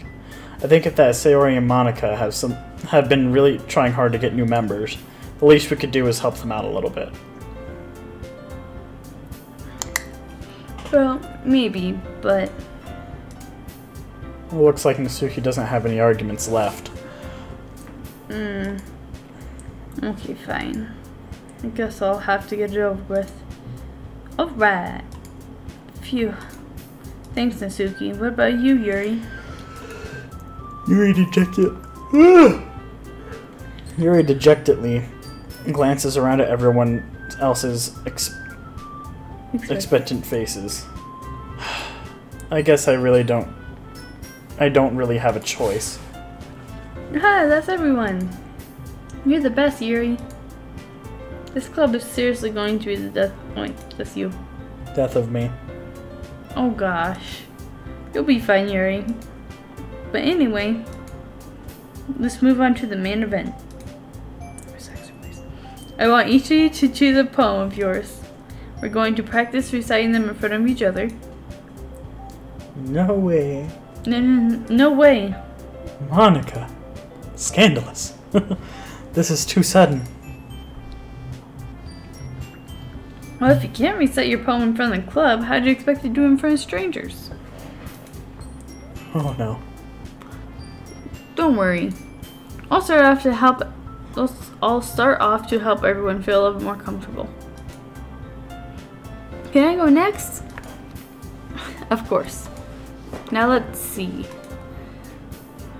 Monica flipped through her notebook to a specific poem she has in mind for herself, and she stands behind the podium. The title of this poem is The Way They Fly. Ahem. Monica begins to recite her poem. Her clear, confident voice fills the room. More than that, her inflection is pristine. She knows exactly how to apply emotion behind each line she recites, bringing the words to life. Is this something she's done before, or is it just simply a natural? I glance around me. Everyone else has their eyes on Monica. Sori looks amazed. Yuri has an intense expression on her face that I don't understand. Finally, Monica finishes the recitation. The four of us applaud. Monica takes a breath and smiles. That was so good, Monica. Sorry. Thank you so very much. I was just hoping you'd set a good example. Are you ready to go next, Sayori? I'll go next. Oh, what? Yuri's fired up all of a sudden. Yuri clutches a sheet of paper between her hands and stands up. Keeping her head down, she walks quickly over to the podium. This poem's called... Yuri anxiously glances at each of us. You can do it, Yuri. Sorry. It's called After Image of the Crimson Eye. Yuri's voice shakes as she starts reading the poem. Just a moment ago, she practically refused doing this. Why is she suddenly putting so much effort? As Yuri gets past the first couple of lines, her voice changes. It's almost like what happens when Yuri gets absorbed into her books. Her quivering words transform into sharp syllables of a fierce and confident woman. The poem is full of twists and turns in its structure that she enunciates with perfect timing. This is a rare glimpse into a whirling fire Yuri keeps concealed in her head. Suddenly, she finished. Everyone is stunned. Damn straight. Yuri snaps back into reality and glances around her as if she bewildered even herself. It's time for me to save the situation. I'm the first to start applauding. Everyone joins afterwards and we give Yuri the recognition she deserves. It's not that we didn't want to applaud her, but we're getting caught off guard that we must have forgotten. As we applaud, Yuri holds her poem to her chest and rushes back to her seat. Yuri. That was really good. Thank you for sharing. Looks like Yuri's down for the count. Okay, I guess I'm next then. Sayori hops up off her chair and cheerfully walks up to the podium. This one's called My Meadow. Don't die. He died. Sorry, I giggled. Sayori. That's weird. It's a lot harder than I thought. How did you guys do it so easily? Try not to think of it like you're reciting to other people. Imagine you're reciting it to yourself, like in front of a mirror or in your own head. It's your poem, so it'll come out the best that way. I see. Okay then. Sayori begins her poem. Somehow it feels like her soft voice is made as a perfect match. Poem isn't aimlessly cheery like Sayori is. It's serene and bittersweet. If I were to read this on paper, I probably wouldn't think much of it. But hearing it come from Sayori's voice almost gives it a whole new meaning. Maybe this is what Sayori meant when she said she likes my poems. It's like I get to reach more deeply into someone I thought I knew through and through. Sayori finishes and we applaud. I did it! Good job, Sayori. Good job, Sayori. Thank you. God damn it, read. I'm not reading the names. Even Kuka liked it. I guess that's a good sign. What does that even mean? It came out nicely, Sayori. The atmosphere of the poem fits you really nicely. But it might be that other poems wouldn't work as quite as well with that kind of delivery. I don't really understand. In other words, I've seen poems of yours where that sort of gentle delivery wouldn't work as well. They might need a little more force behind them, depending on what you're reading. Oh, I know what you mean. Yeah, like the first one. It gets super, super dark and then I want to eat breakfast. Well, I've been practicing that kind of thing. It's just embarrassing to do it in front of everyone. The next time I'm going to make you pick a poem that challenges you a little bit more. You don't have much time before the festival, you know. Okay. Now who's next? Natsuki? Don't make me go before Cool Pal. It's not like I can compare to you guys anyway. Maybe I'll let Cool Pal lower everyone's standards a little bit before I have to do it. Damn! What a fucking savage. Bitch much? I know. Natsuki. Fine, it's fine. It's fine. Whatever. I might as well get it over with. But it's not like I have much of a selection of what to read. I'll have to go with what I already wrote for today. I stand up in front of the podium. Everyone has their eyes on me, making me feel terribly awkward. I recite my poem. Since I am not exactly confident in my own writing, it is hard to put the energy into it. Despite that, once I finish, I receive applaud anyway. Sorry, I'm not really good as everyone else. Don't worry about it so much. I think it's less about your abilities and more about your lack of confidence in your writing. That's something that'll improve over time, though. Yeah, maybe. Alright then. That just leaves you, Natsuki. Yeah. I'm going. Natsuki begrudgingly gets out of her seat and makes her way to the podium. The poem is called... Why are you all looking at me? Because you're presenting? Anyway, the poem is called Jump. Natsuki takes a breath. Want me to read it? Once she starts reciting the poem, her sour attitude disappears a little. While she is still a little unenthused, her poem has rhythm and rhyme to it. It's Natsuki's trademark style, and it works surprisingly well when spoken aloud. The words feel like they bounce up and down, giving them life to the poem. Natsuki finishes, and everyone applauds. She huffs back to her seat. That wasn't so bad, was it? Easy for you to say. You better not make me do that again. Well... Do you at least feel prepared enough to recite a poem in front of other people? I mean, doing it in front of other people will be way easier. I can put on whatever face I want for other people. But when it's just my friends, it's just embarrassing. That's a surprise, Sugi. I think it would be the other way around for me. Well, that's just how it is, so... Well, I guess that's... In that case, you won't have much to worry about for the festival. That said, I want to thank everyone for coming through. It might be hard, but I hope that you all have an idea of what it's like now. Make sure you pick a poem and get enough practice before the festival, okay? I'll be making pamphlets, so let me know ahead of time what you'll be reciting.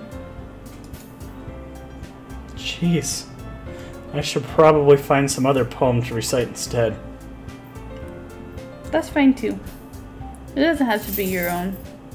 I'm already pleasantly surprised that you're putting in all this effort for the club. It makes me really happy. Yeah, no problem. Okay, everyone.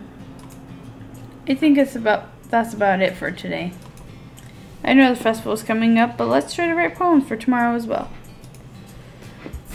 It's been working out really nicely so far, so I'd like to continue that.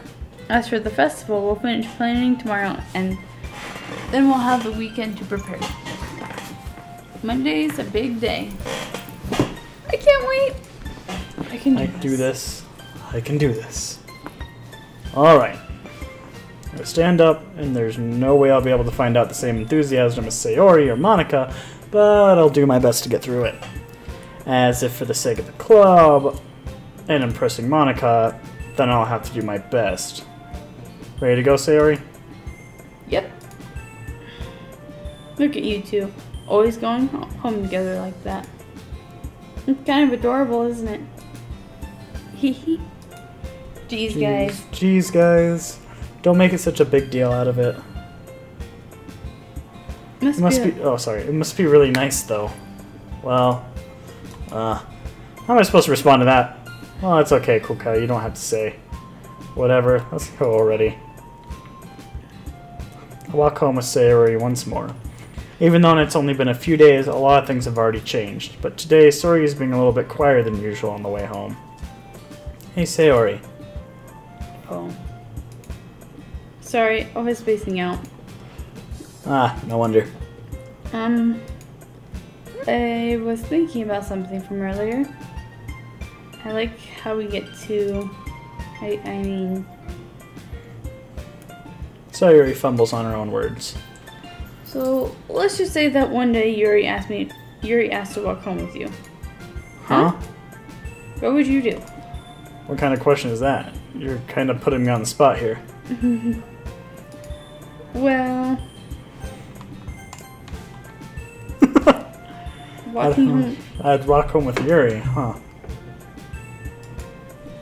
Why does the thought of me make my heart pound? I mean, given how hard it is for her to socialize, I would feel awful turning her down, so...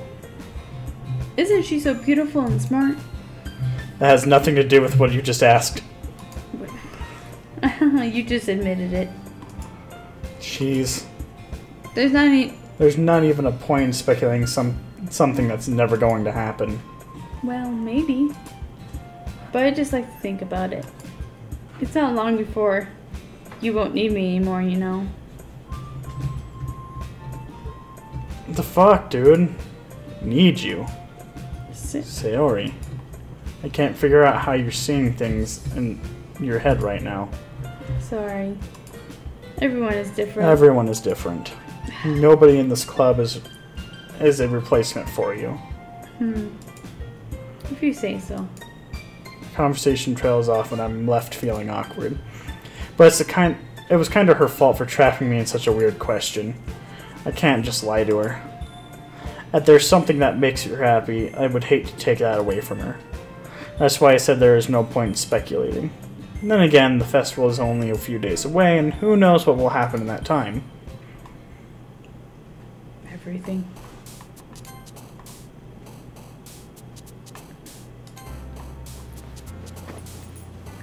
I know who's... Unrecorded. What?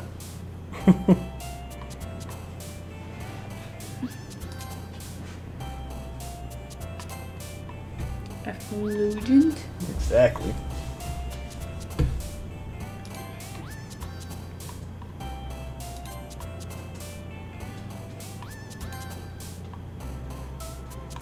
She looks so pissed off. Philosophy?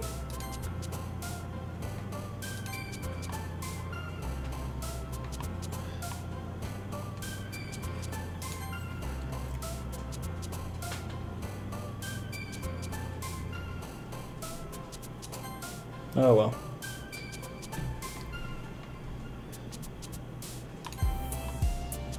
Vivacious.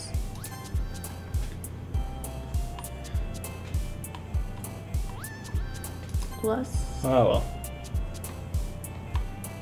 Infallible? Oh, melancholy. Oh, either one.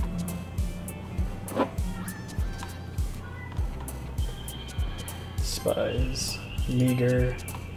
And I feel like ambient, but it's gonna be wrath.